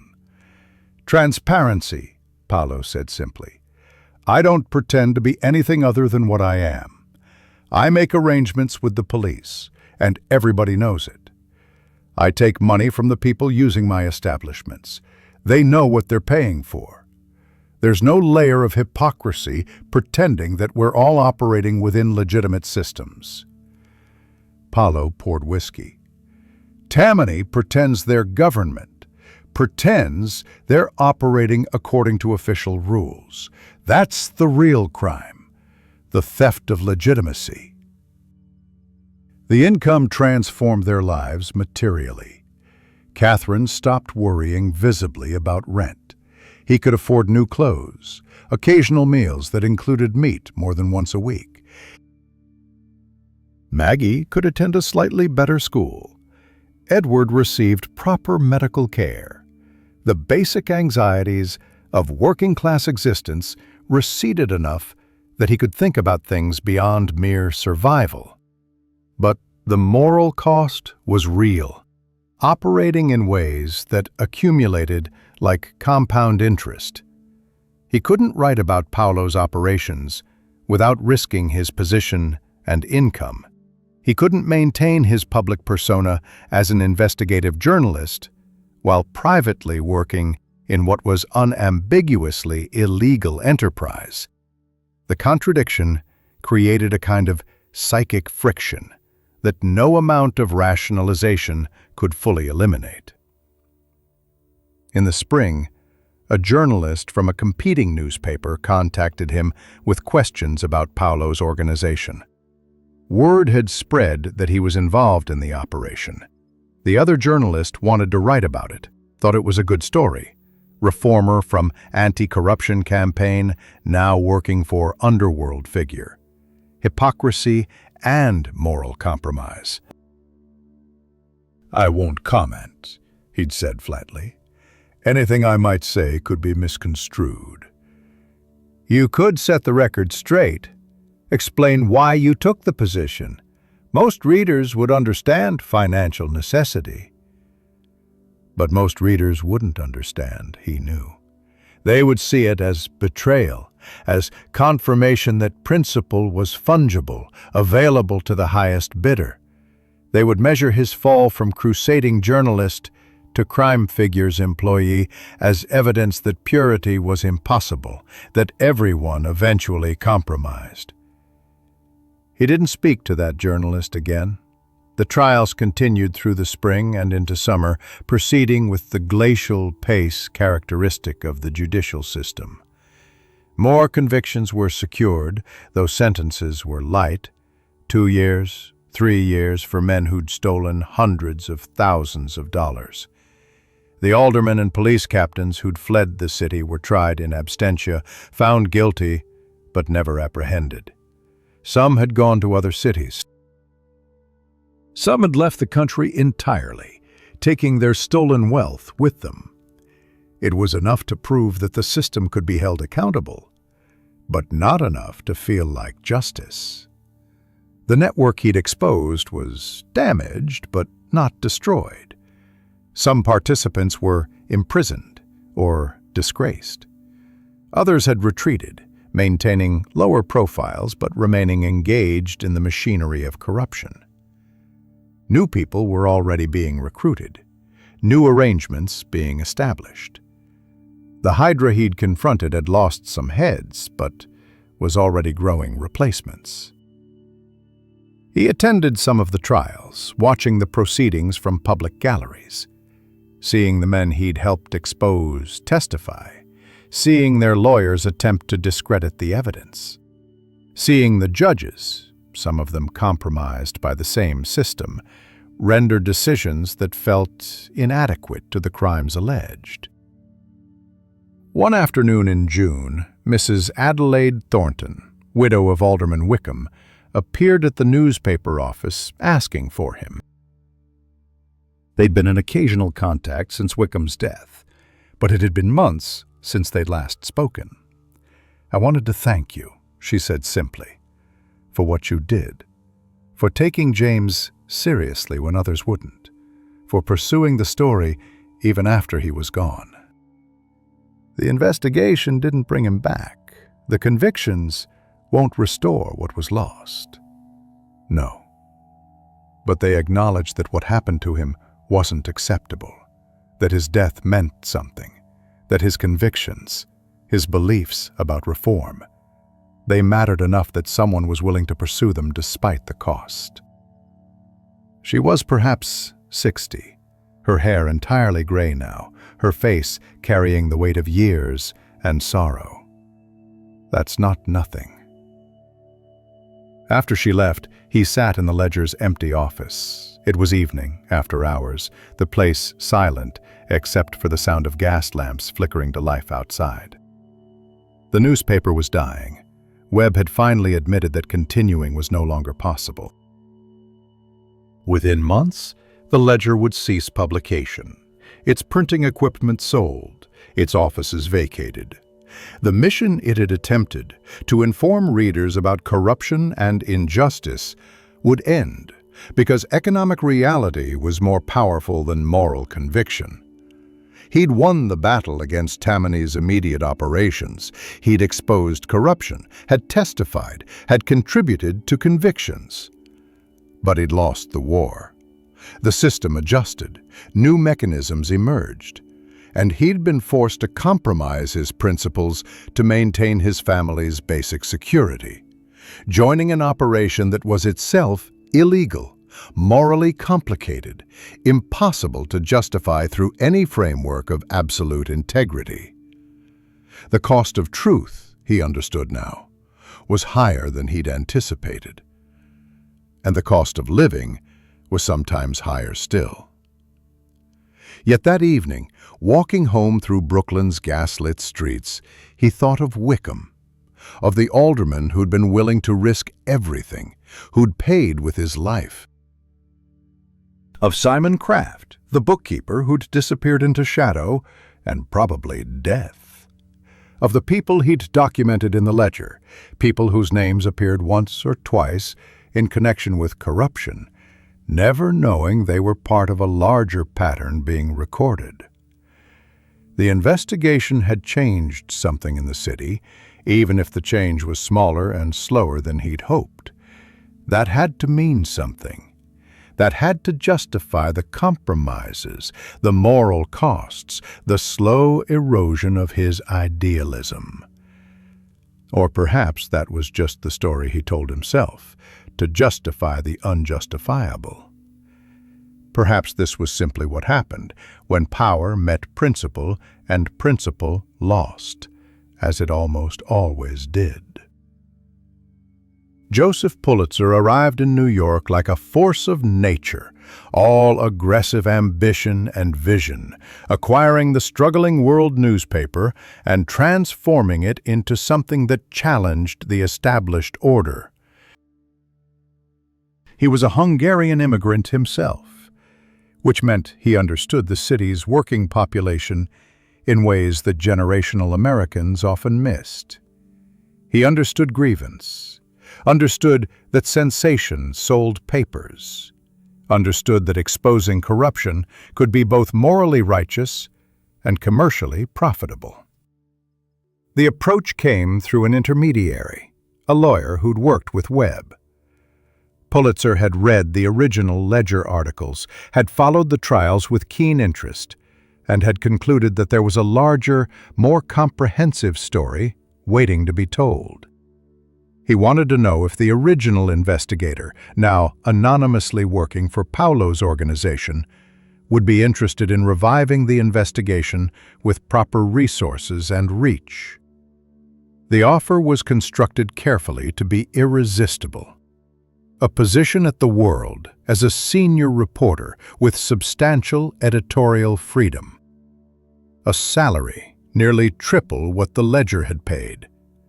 Access to Pulitzer's network of investigators and researchers. Legitimacy restored to the work.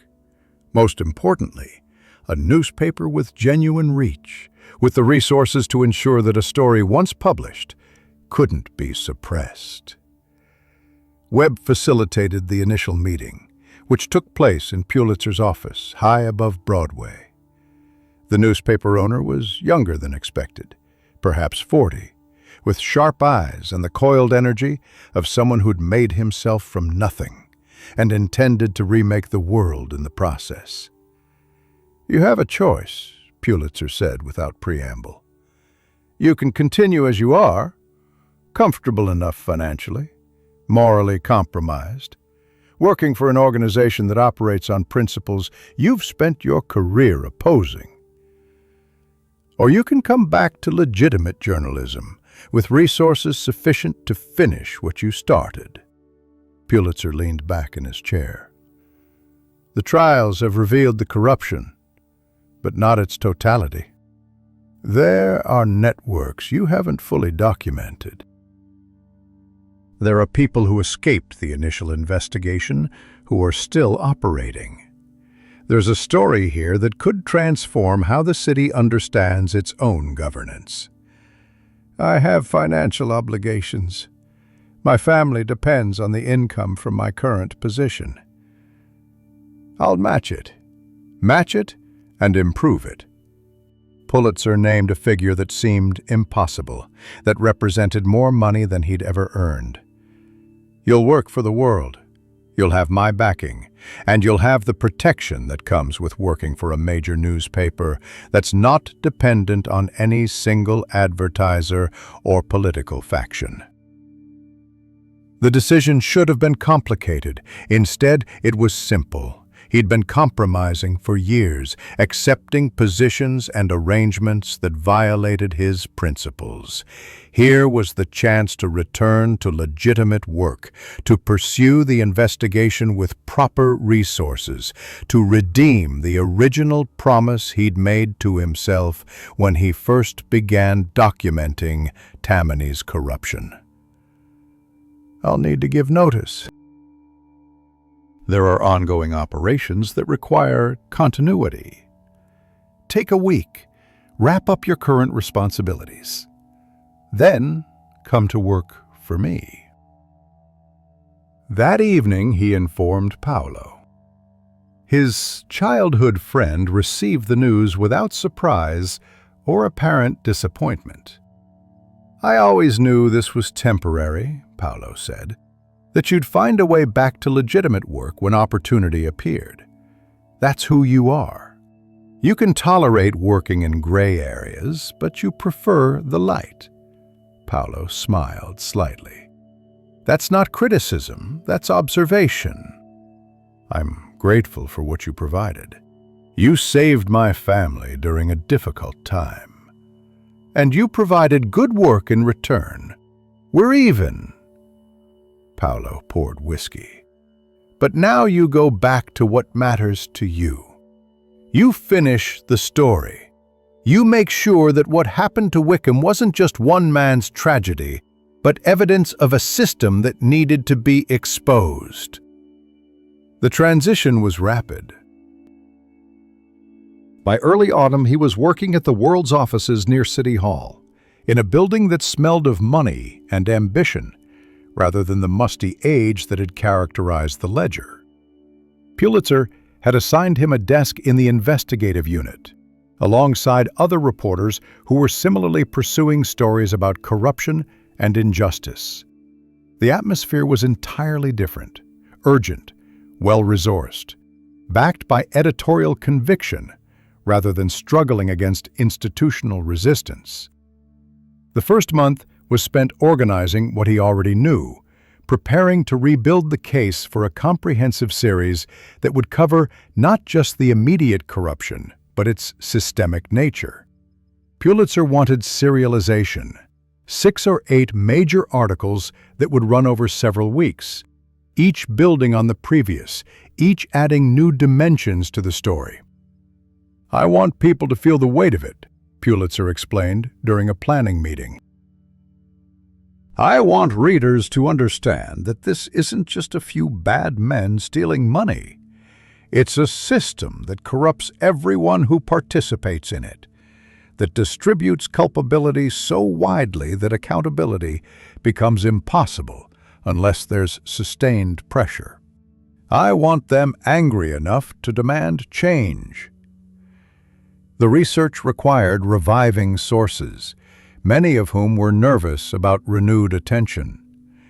Some had suffered consequences for their initial cooperation with the investigation. Others had moved on, wanted to forget their involvement. A few were willing to provide additional information now that time had passed and some legal proceedings had concluded.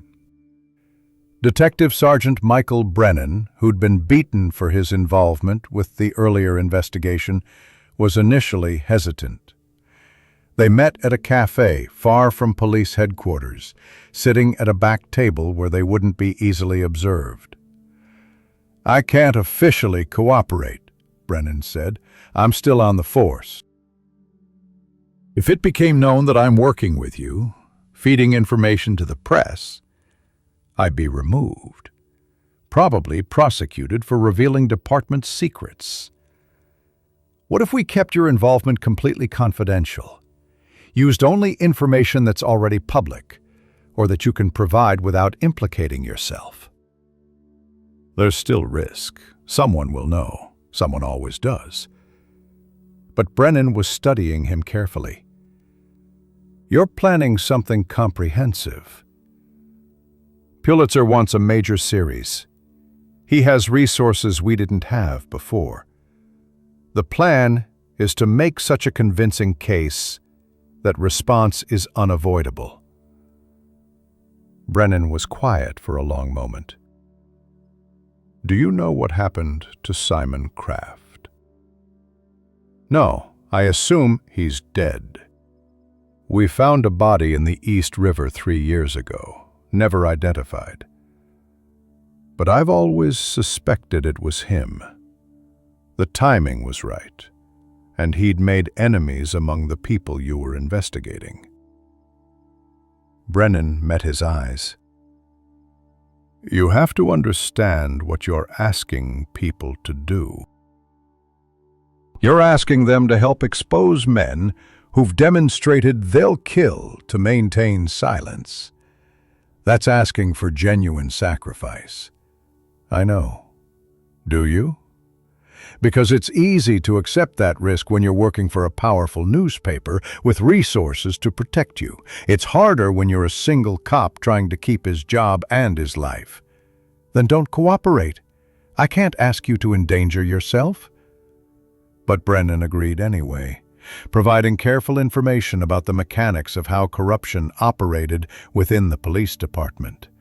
Names, dates, documented cases of officers being transferred or dismissed when they proved too honest. Appointments being made based on political loyalty rather than merit. It was information that would never be attributed to him, used only to corroborate other sources. The series came together over months of intense work. He was writing 8 major articles, each exploring different dimensions of the corruption network. The first covered the basic architecture, how the system was organized, who the key participants were, how money flowed through it. The second detailed specific contracts, showing inflated bids and payments made for work never performed or poorly executed. The third focused on police involvement, how the force had been subverted to protect Tammany operations. The fourth examined judicial corruption, judges appointed through political patronage rather than merit. The fifth covered police protection of illegal activities, gambling, prostitution, loan sharking, as long as profits were properly shared. The sixth was dedicated to Alderman Wickham's murder and the cover-up surrounding it. The seventh provided testimony from reformed participants, a contractor who'd been corrupted, an alderman who'd gone along with the system, a police captain who'd retired in disgust. The eighth synthesized everything into a case for comprehensive municipal reform. Thomas Nast, the famous political cartoonist, contributed illustrations that amplified the message. Drawings showing fat aldermen gorging themselves on stolen money while tenement children starved. Images of Lady Liberty weeping as corruption undermined the city's foundations. Nast's visual language conveyed rage and moral clarity in ways that words alone couldn't achieve. Pulitzer made strategic decisions about timing and distribution. The articles would run for consecutive weeks, beginning in December, a timing that meant maximum public attention going into the new year.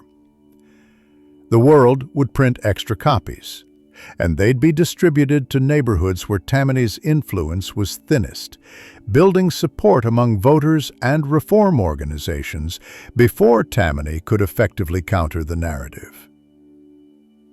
Legal preparations were extensive. Pulitzer retained the best lawyers available, preparing defenses against inevitable libel suits. Every fact in the articles was triple-checked. Documentation was organized and secured. Witnesses were prepared for possible legal proceedings. The World owner was determined that once the series ran, there would be no basis for claiming inaccuracy or unfounded allegations. The night before publication, he barely slept.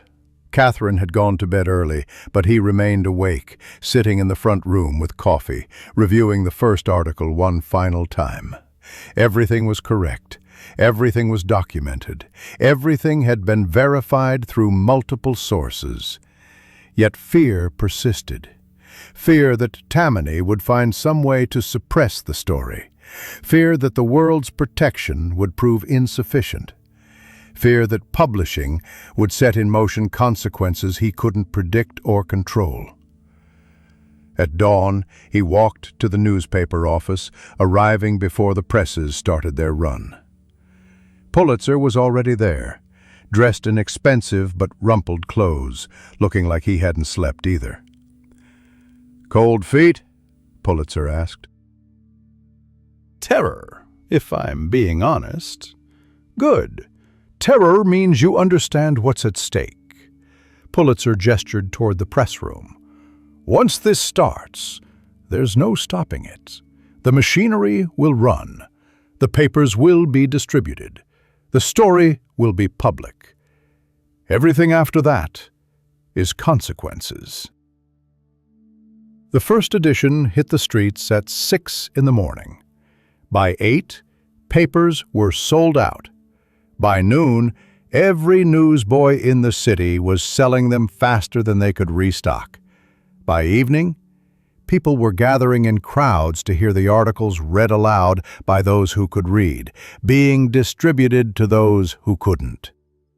The response from Tammany was immediate and ferocious. Denial and attacks on Pulitzer's credibility, claims that the articles were sensationalist and politically motivated, threats directed toward the world's offices, pressure applied to politicians, suggesting that any continued cooperation with Pulitzer would result in loss of advertising and city business. But this time the machinery worked differently. The world had sufficient resources to resist pressure. Other newspapers, energized by Pulitzer's success and recognizing the story's importance, began covering it themselves. Reform organizations mobilized, distributing copies of the articles to neighborhoods throughout the city. Politicians, who'd previously been silent, began calling for investigation. The district attorney, genuinely reform-minded and facing public pressure, announced that a grand jury would be convened. By the time the second article ran, the story had achieved critical mass. Public opinion shifted noticeably. Aldermen began distancing themselves from the Tammany organization. Some committed themselves to reform.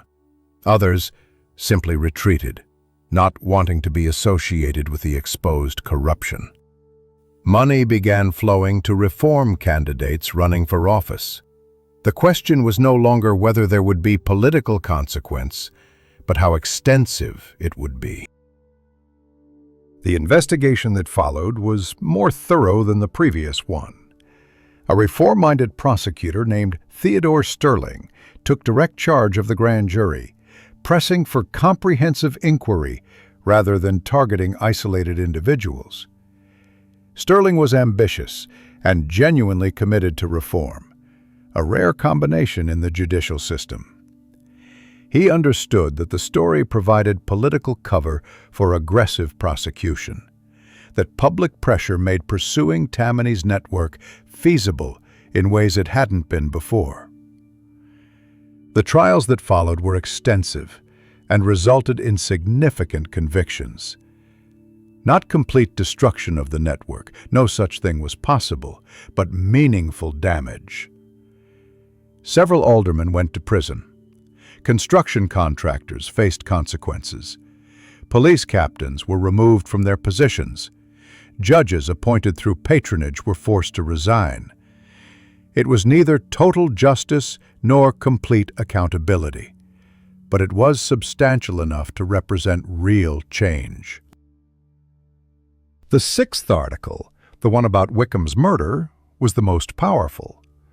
By that point, the accumulated weight of the previous revelations had created space for this story to be taken seriously.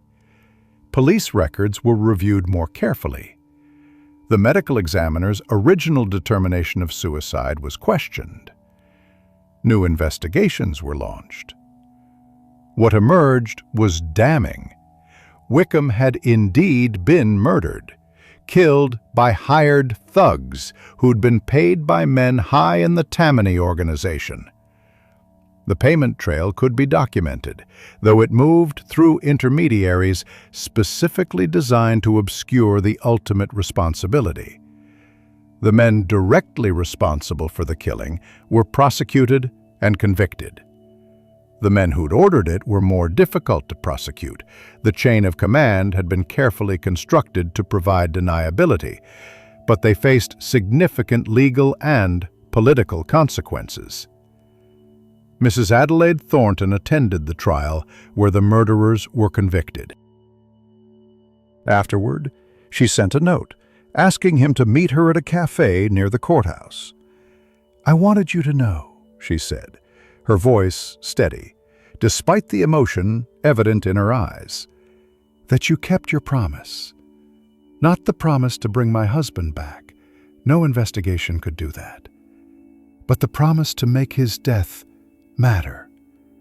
to ensure that what happened to him wasn't forgotten or dismissed as accident or suicide.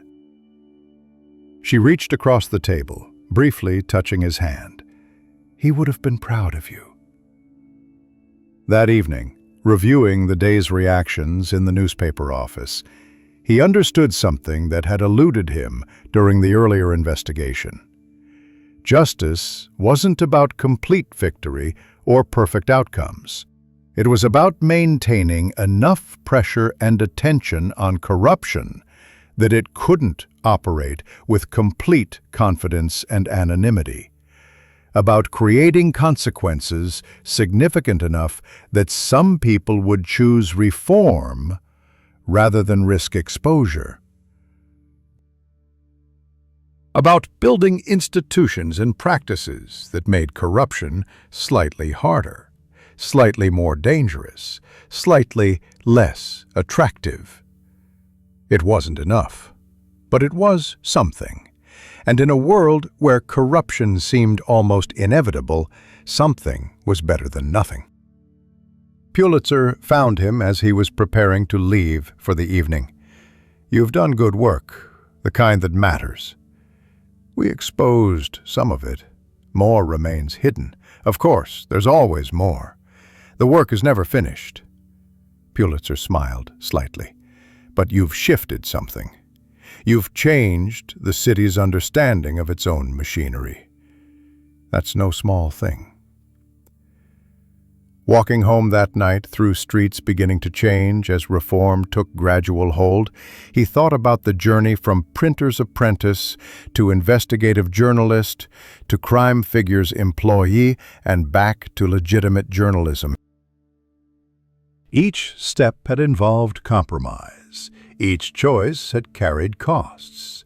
Yet the arc seemed to bend towards something meaningful, even if imperfectly. He didn't yet know what would come next. But for tonight, he could walk home to his family with something approaching peace, knowing that the work had mattered, that people had listened, that the machinery of power had been forced to adjust, however slightly. That would have to be enough. The courtroom was packed on the morning that Alderman Nathaniel Merrick received his sentencing. 23 years in the state penitentiary for accepting bribes totaling more than $70,000 over a 12-year period. The judge, appointed through merit rather than political patronage, itself a product of reform, had been severe in his language about betrayal of public trust. Merrick, who'd once commanded power through fear and influence, now sat diminished in the dock, his lawyers having exhausted appeals, his position having collapsed with the exposure of his operations. The convictions had continued through the spring and into summer, each trial reinforcing the pattern he'd documented in the World Series. Some verdicts were lighter than deserved, 2 years for crime that should have warranted a decade. Some men had fled before prosecution could begin, disappearing into other cities or countries, their stolen wealth making them comfortable in exile. But the overall effect was undeniable. The network had been exposed, disrupted, forced to reorganize without its most visible participants. The cost had also become clear. Detective Sergeant Michael Brennan, whose information had been crucial to several prosecutions, was quietly forced to retire on a technically inadequate pension after being passed over for promotion repeatedly.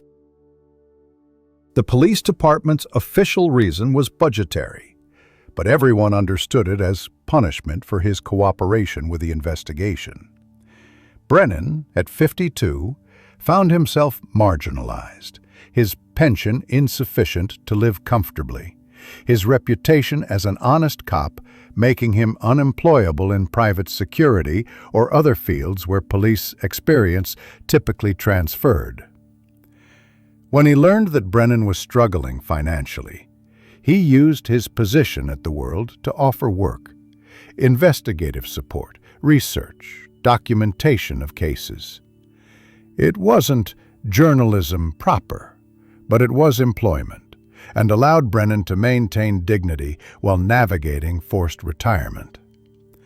The detective had fought against accepting it, had insisted on its being employment rather than charity. A compromise was reached. Brennan worked as a technical consultant, helping verify facts for ongoing investigations, paid from the world's operating budget without fanfare or public acknowledgement. The question of accountability had proven more complicated than simple trial outcomes. The men at the very top of Tammany's hierarchy, Boss William O'Brien and his closest associates, were difficult to prosecute because the chain of command had been deliberately constructed to create deniability. They'd operated through intermediaries, distributed decision-making across multiple people, ensured that no single node in the network possessed sufficient evidence to implicate leadership directly. It was while pursuing this question that the final piece of the puzzle emerged. An elderly alderman named Henry Dalton, retired from city government and living quietly in relative poverty despite his years of corruption, approached the world offices requesting confidential audience. District Attorney Sterling was invited to participate. "I want to tell the complete story," Dalton said without preamble, his voice carrying the weariness of age and conscience. "I'm dying. Doctor says I have perhaps 6 months. I've spent 30 years accumulating wealth through corrupt practices, and I'm taking it to my grave without heirs or anyone to pass it to. I've lived alone since my wife died, have no children, no real relationships. 74 years old, and I've built nothing that matters." What Dalton provided was a comprehensive account of how Tammany's leadership operated, the decision-making structures, the way orders flowed from Boss O'Brien through a carefully constructed hierarchy, the mechanisms through which plausible deniability was maintained, the enforcement operations, violence used against people who threatened the network's integrity, but carefully managed to avoid creating visible patterns that might trigger investigation. "Why are you telling us this?" Sterling asked. "Because I want my life to have meant something, even if that something is accountability for the system I served. Because I'm dying, and I won't face consequences in this world. Because I'm tired of the weight of it." Dalton coughed, pulling out a handkerchief. "And because I want the real story documented, not the convenient version that scapegoats a few people, but the actual machinery of how it worked. Future generations should understand what was built and how it operated." With Dalton's testimony, the investigation could finally penetrate to Tammany's leadership. The corroboration he provided, combined with evidence they'd been accumulating, created a case against Boss O'Brien and 3 of his closest associates. The trials were extensive and confrontational, with O'Brien's excellent lawyers fighting every step, but the weight of Dalton's insider account, combined with documentary evidence and corroborating testimony from other sources, proved decisive. The trials concluded in the autumn of 1891. Boss O'Brien received 12 years. His closest associates received sentences ranging from 5 to 10 years. It wasn't the comprehensive cleanup that reformers hoped for. Many members of Tammany's network remained in positions of power, had managed to survive the investigation. But it was significant enough to represent genuine consequence for the most visible leadership.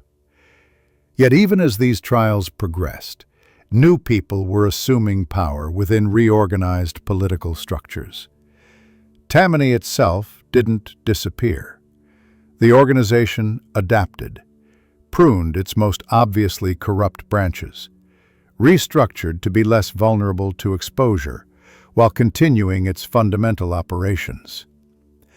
Some participants fled to positions in other cities.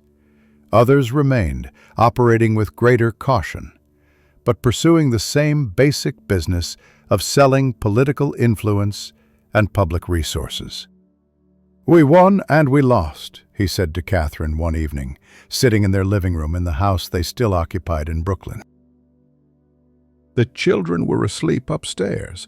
Maggie was now 9, Edward 6, both growing up in a city that had changed somewhat but not fundamentally transformed. "You exposed something that was hidden," Catherine replied. "You documented corruption, provided evidence, helped convict people who deserved conviction. That's not nothing. But it's incomplete. The system continues. Different people, similar methods." "Of course it does. Systems of corruption aren't defeated by exposure. They adapt." Catherine was quieter now than in earlier years, the intensity of anxiety having faded into something more manageable, though the marks of it remained. But exposure matters. It makes corruption harder, more visible, creates friction where there was previously smooth operation. That's not everything, but it's something. She was right. The investigation had altered the city's trajectory, even if not in ways that could be precisely measured. Reform movements had gained legitimacy and resources.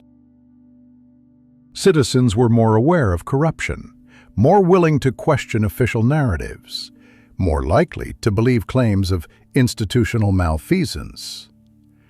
The very mechanisms through which corruption operated were now documented, understood, harder to operate in ignorance. The district attorney's office took on investigations of other forms of corruption. The police department underwent reorganization, with new leadership committed to professionalization rather than political patronage. The city council passed new regulations intended to increase transparency in contracting. Were these sufficient? No. But they represented movement in the direction of reform, however gradual and incomplete. By the spring of 1892, nearly a year after Boss O'Brien's conviction, a surprising discovery emerged from his incarceration. A fellow prisoner, serving time for related corruption charges, reported that O'Brien had confessed to more crimes while confined. Additional bribes, additional murders, corruption that had never been prosecuted because the evidence had been hidden or destroyed. Prison investigators documented the confession, and additional charges were prepared. More trials ensued, more convictions. O'Brien's sentence was extended, ensuring he would spend the remainder of his life incarcerated. It was as close to comprehensive accountability as the system seemed capable of producing. Yet the victory felt hollow to him, in ways he struggled to articulate. Yes, people had been convicted. Yes, corruption had been exposed. But the fundamental structures that made corruption possible, the concentration of power, the lack of transparency in governmental operations, the ability of wealth to influence policy, those remained intact. Reform had occurred at the margins. The core machinery of power continued operating according to the same basic logic. It was Pulitzer who challenged this thinking during a conversation in the newspaper office. "You're expecting too much from exposure.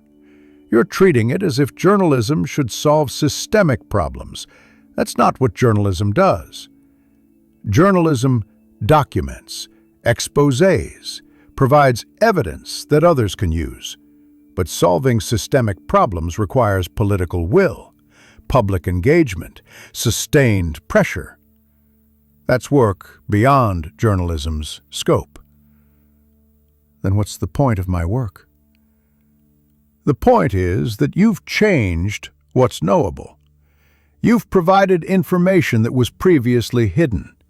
You've created accountability where there was previously none. Whether that leads to systemic transformation depends on what people do with that information, not on what you write. Pulitzer lit a cigar. Some people will use it to push for reform. Others will use it to protect their own interests. Some will ignore it entirely. You can't control those responses. You can only ensure that the information is accurate and available. It was a more modest conception of journalism's role than he'd held when he first began investigating Tammany. It acknowledged limitations he'd wanted to deny, but it also liberated him from impossible expectations. He could do his work carefully and well, knowing that impact would be limited and incomplete, that victory would be partial, and ongoing struggle would be necessary. That didn't make the work meaningless, but it contextualized meaning differently. Over the following months, his focus shifted somewhat. The immediate Tammany investigation had achieved its endpoints, convictions rendered, trials concluded, the network exposed and disrupted, if not destroyed. New work emerged: corruption in the construction industry, exploitation in factories, mismanagement in city institutions. Each investigation followed a similar pattern: documentation, exposure, some accountability, followed by adaptation and persistence of underlying problems. He was 38 now, and he'd become something of an institution within the world. Pulitzer's most reliable investigative reporter, the man journalists wanted to study to understand how to pursue complex stories, the person reformers contacted when they had evidence they wanted publicly exposed. The path from poverty to journalism to crime figures employee and back had given him a kind of credibility that pure achievement couldn't have purchased. People believed him because he'd lived experience, had seen corruption from multiple angles, understood how systems actually functioned rather than how they were supposed to function. One afternoon in the summer of 1893, nearly 3 years after the World Series had first run, a package arrived at the newspaper office addressed to him. It contained a handwritten letter and a journal, decades worth of notes in the careful handwriting of someone trained in accounting. The letter was from Henry Dalton's estate lawyer, written after the old man's death. Mr. Dalton wished for you to have his personal records. He left instructions that upon his death I should deliver these materials to you with his expression of gratitude for allowing his final act to matter. He hoped you would find them useful in understanding the complete scope of the corruption he participated in, and that you would use them to further the cause of exposing institutional dishonesty. The journal was extraordinary. Decades of carefully kept records, dates, names, amounts, transactions. It documented corruption Dalton had been too cautious to mention even in his confessions to Sterling. Information about operations in other cities, connections between Tammany and political machines in Philadelphia, Boston, Chicago. Evidence of a national network of corruption, organized with sophistication beyond what he'd previously understood. He brought the materials to Pulitzer immediately.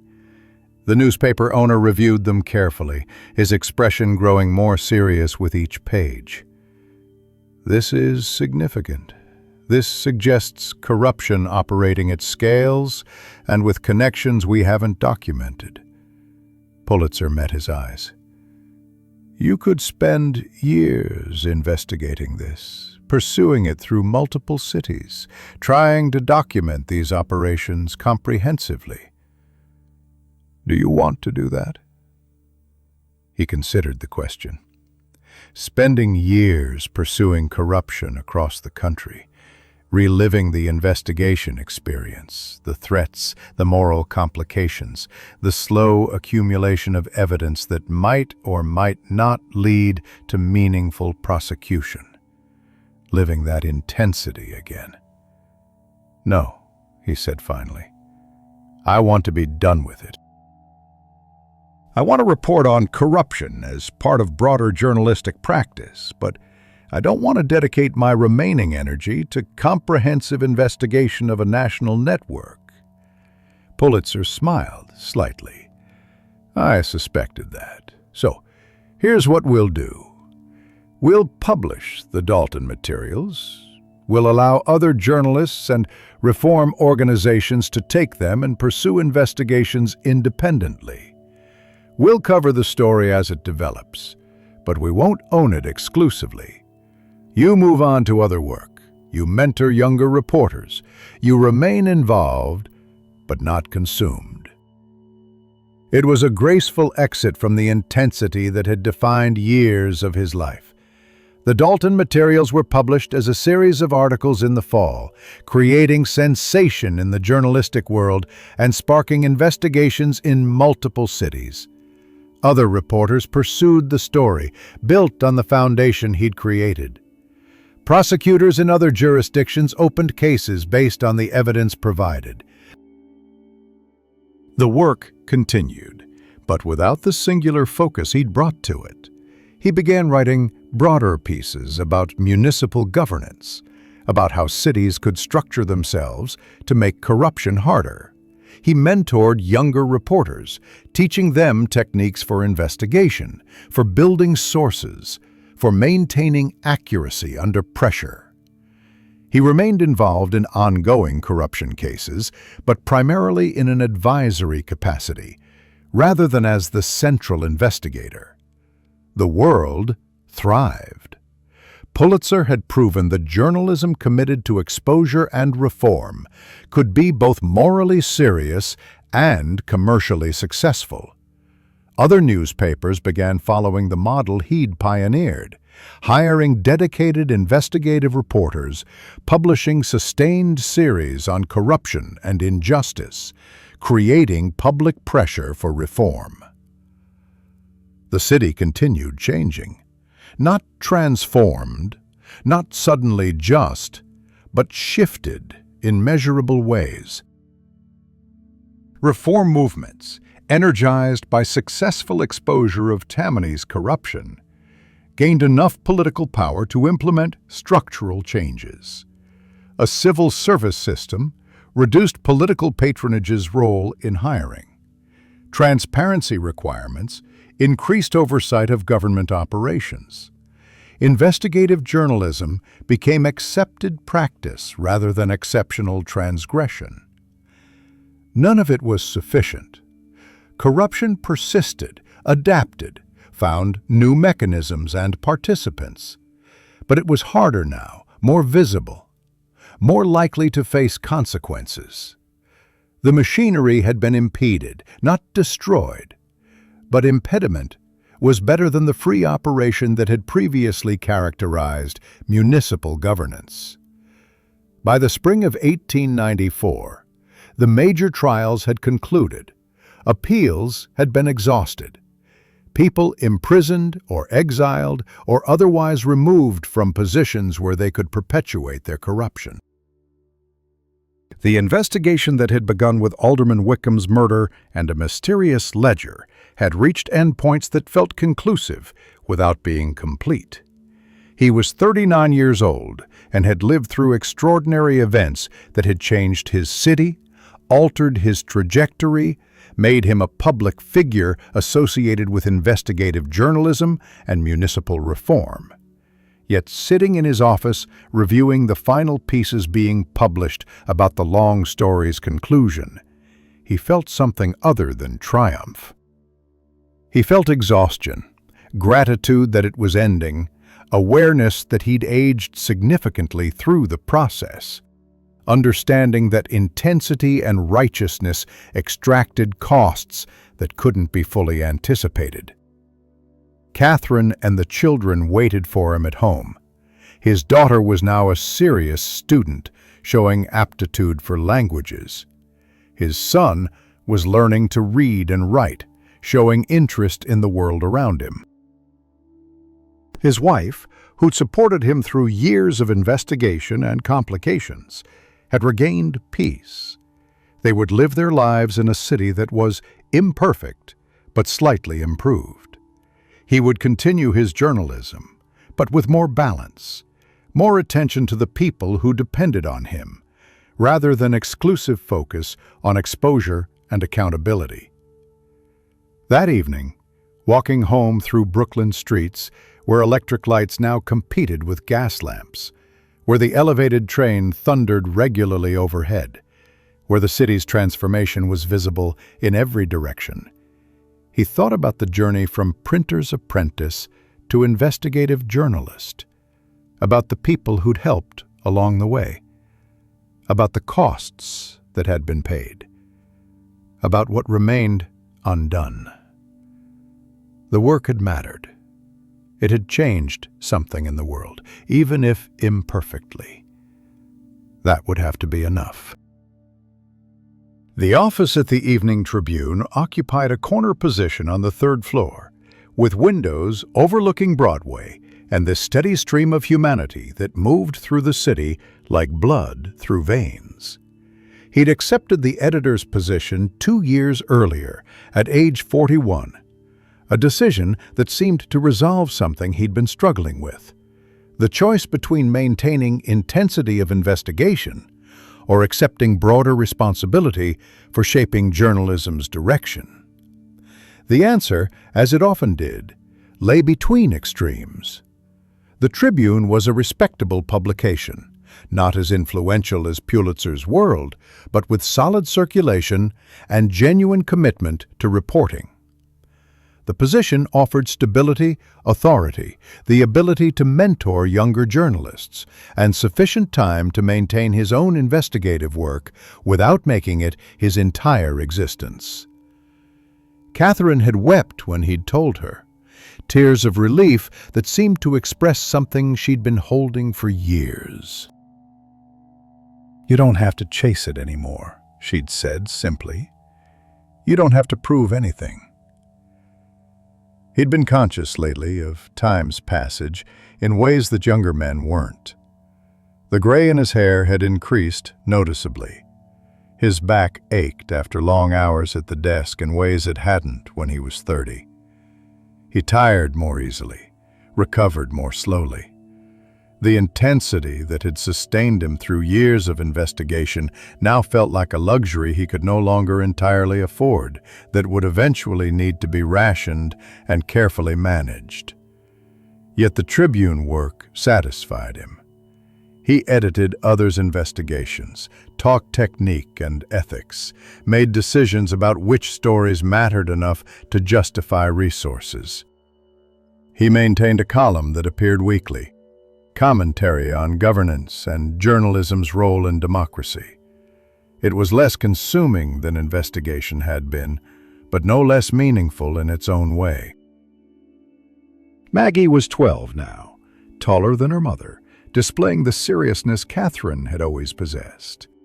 She discovered books with the intensity some children brought to games, was reading literature and history with veracity that occasionally concerned him. Too much intensity, too early maturity, as if she'd absorbed her father's obsessive focus and redirected it toward intellectual rather than journalistic pursuits. Edward at 9 was different, more playful, more comfortable with ambiguity, less driven towards singular purpose. Both were healthy, both attended good schools, both seemed likely to navigate the world with competence and reasonable contentment. The city had continued its transformation. The bridge across the East River to Brooklyn was now complete, a technological marvel that still impressed him each time he crossed it. The electric lights had proliferated, turning night into something manageable and visible. The elevated trains had expanded, carrying working people across the city with efficiency that the old surface transit never achieved. Tenements still crowded immigrant neighborhoods, But newer construction regulations, enacted in response to reform pressure, ensured slightly better conditions than the buildings where he'd grown up. Slightly. The difference was measurable, but not transformative. He'd maintained contact with various people from his investigation years. Detective Sergeant Brennan had passed away 5 years earlier, never quite able to accept retirement's transition, his body deteriorating rapidly after leaving the force. They'd stayed in touch, meeting occasionally for coffee, Brennan's bitterness about forced retirement gradually softening into something more accepting, if not quite peaceful. His pension had remained inadequate until the Tribune had provided ongoing consulting work, which gave him purpose and income enough to die with dignity, if not comfort. Paolo had expanded his operations significantly, had become something approaching respectable through a combination of careful investment and strategic philanthropy. He'd funded schools in immigrant neighborhoods, had quietly supported reform candidates, had used his wealth and connections to position himself as patron rather than criminal entrepreneur. Society had its ways of accommodating people who achieved sufficient success, regardless of how that success had been initially generated. Paolo had married late, had a daughter he doted on, had become in many ways a figure of the community, despite his history. They'd maintained their friendship across all the transformations, meeting occasionally, reminiscing about childhood and the paths they'd taken. Paolo always asked about the investigation, about whether he regretted pursuing it so intensely, about whether the costs had been justified by outcomes achieved. "I don't know," he'd answer honestly. The investigation changed something in the city. People went to prison who deserved prosecution. Corruption became harder to operate with complete impunity. Reform movements gained legitimacy. But I don't know if the good that resulted justifies the years I spent consumed by it, or the cost to my family, or the moral compromises I made along the way. "Most people don't struggle with those questions," Paolo would observe. "Most people get what they want, and don't examine whether the getting was worth the price. You examine everything. That's your nature." The Evening Tribune received a visitor one afternoon in the autumn of 1895. Thomas Nast, the political cartoonist who'd contributed so powerfully to the Tammany investigation, was now 70 years old and visibly declining. He'd suffered a stroke that had affected his drawing hand, had been forced to step back from active cartooning. He'd written a memoir and was planning a retrospective exhibition of his work. "I wanted to thank you," Nast said, settling into a chair in his office with the careful movements of someone whose body had become unreliable. "Not just for the investigation, but for how you pursued it, with integrity, with commitment to accuracy.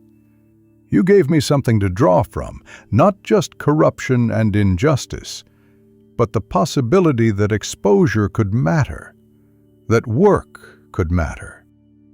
Your drawings mattered as much as my words, probably more. People remember your images." "That's the mercy of visual language," Nast smiled. "It bypasses intellect, goes straight to emotion and understanding. A caricature of a bloated alderman stealing from children, that conveys moral truth more efficiently than pages of documentation." Nast coughed, pulling out a handkerchief. "I'm dying, you know. The doctors give me perhaps a year. I wanted to make sure I told people, while I could still speak clearly, that their work mattered." "Yours especially." After Nast left, he sat in his office reviewing the cartoonist's work as it had appeared in the Tribune through the years. The visual sophistication, the moral clarity expressed through line and caricature, the ability to make abstract concepts of corruption suddenly concrete and undeniable. Nast had died as he'd lived, driven by conviction, using his talents toward purposes he believed in, never settling for work that compromised his standards. It was in this period that Augustus Webb, the wealthy newspaper owner who'd financed the Ledger and supported his investigation, visited him at the Tribune. Webb was quite old now, perhaps 75, moving slowly and with obvious effort, his remaining time measured in months or perhaps a year or two. He'd built a significant publishing empire over his lifetime, had invested in multiple newspapers, had used his wealth consistently toward reform causes. "I wanted to see you before I'm gone," Webb said, settling into the visitor's chair, "to tell you that backing your investigation was among the most consequential things I accomplished with my money. Most wealth is wasted on comfort and status. But your work, that was wealth spent on something that endured, that mattered, that changed the city's trajectory." The corruption continues. Different people, similar mechanisms. Of course it does. But it's harder now. It's more visible. It's more likely to face consequences. That's what we managed. We raised the friction, increased the cost of corruption. Webb met his eyes. "When I'm gone, people will forget most of what I did.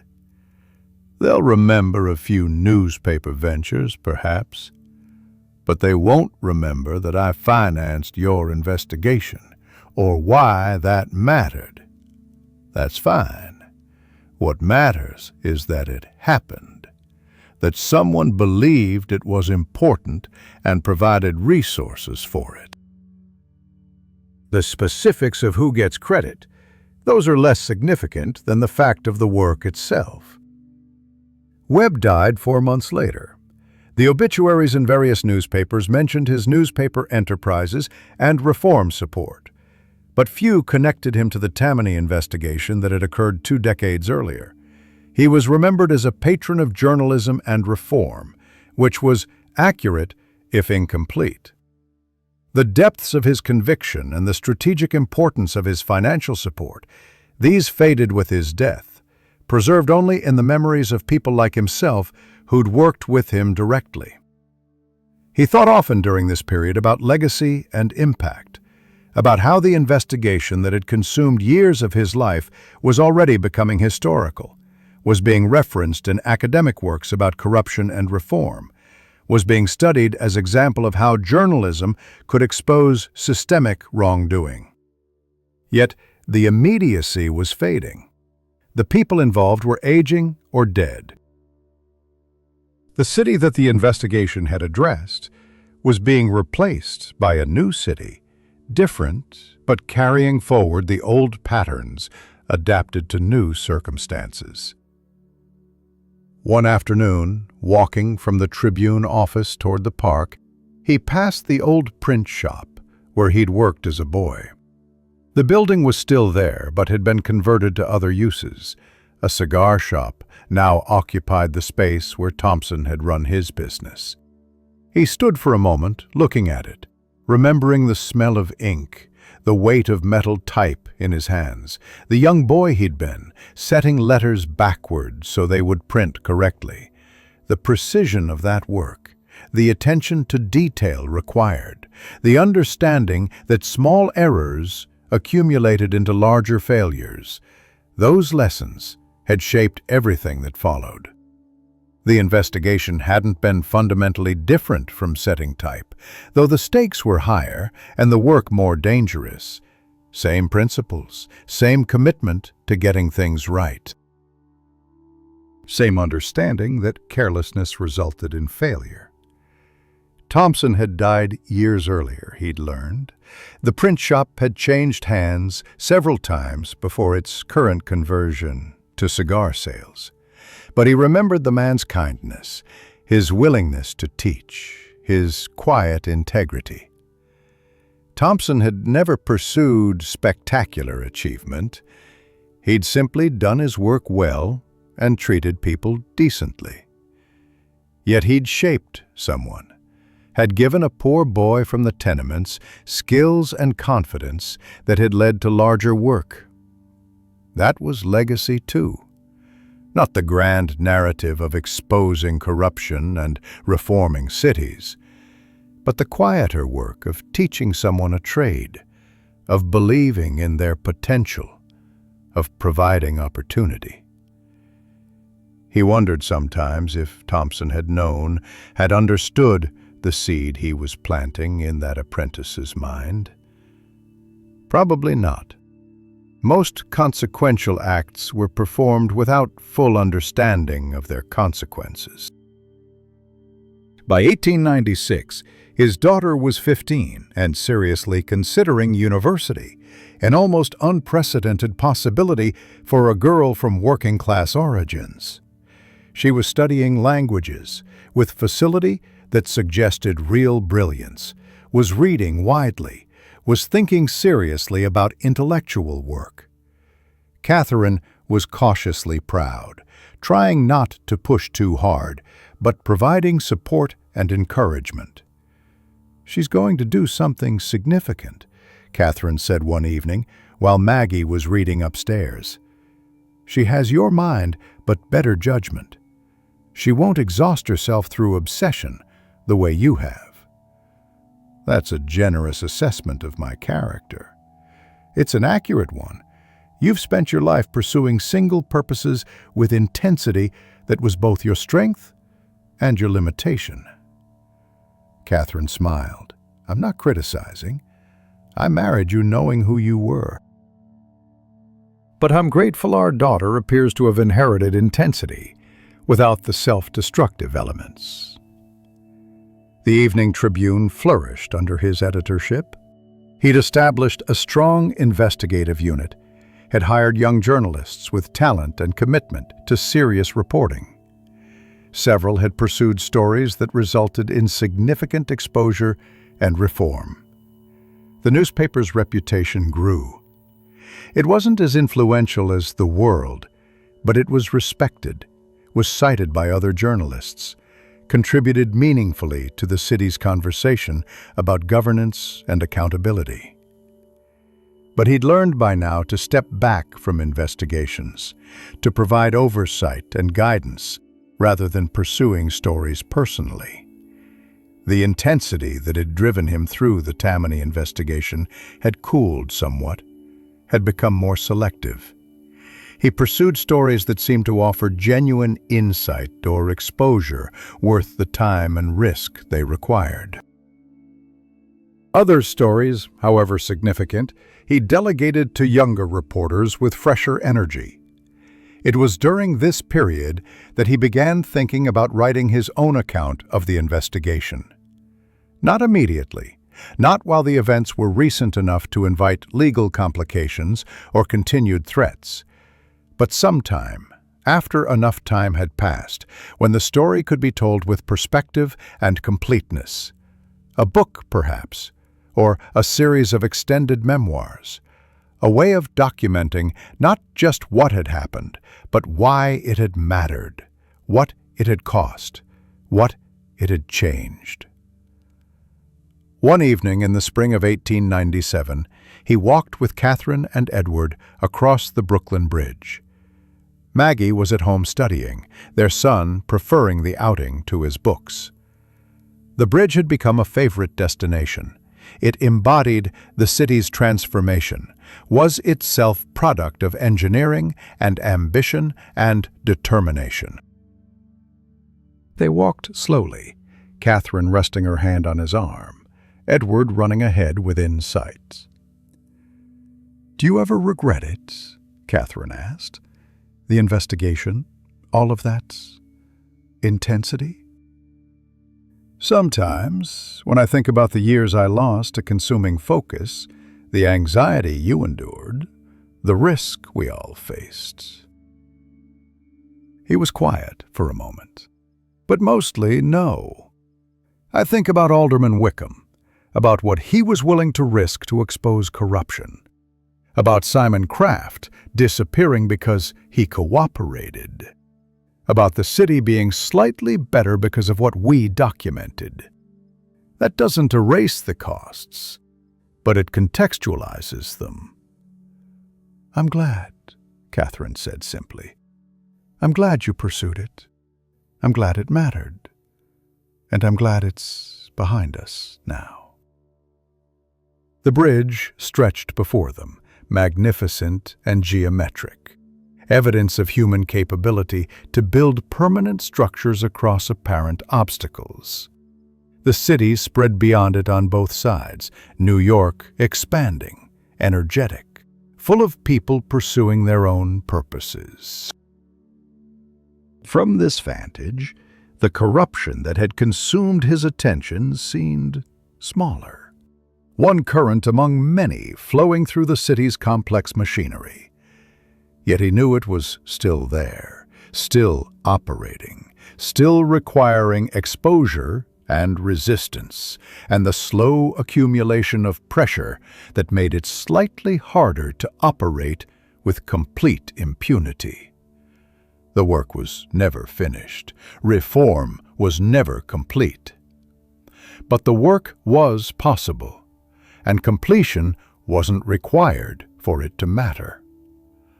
They stood at the bridge's apex, looking out over the city as evening approached. The light was particular, late spring, that quality that seemed to illuminate things with gentle clarity. Catherine was thinking about something, her expression showing the slight inward focus that accompanied her deepest thoughts. Edward had stopped his running, stood beside them, taking in the view with a child's simple pleasure. "It's beautiful," Edward said, gesturing toward the city. "It is," he agreed. "It's also imperfect, filled with injustice and corruption and suffering. But it's ours. We live here.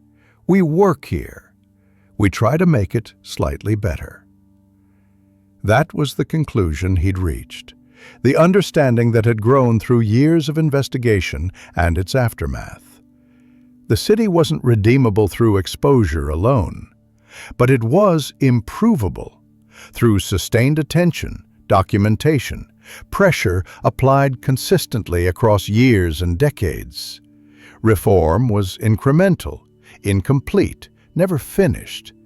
Yet it was necessary, and it was possible. Walking home as evening settled and the city's lights began their nightly bloom, he thought about the boy he'd been, setting type in Thompson's print shop, imagining words and their power. That boy had grown into a man who'd used words toward purposes he believed in, had accepted costs and compromises, had pursued truth with more consistency than perfection, had learned that justice was partial but worth pursuing anyway. It would have to be enough. And he'd come to understand it was.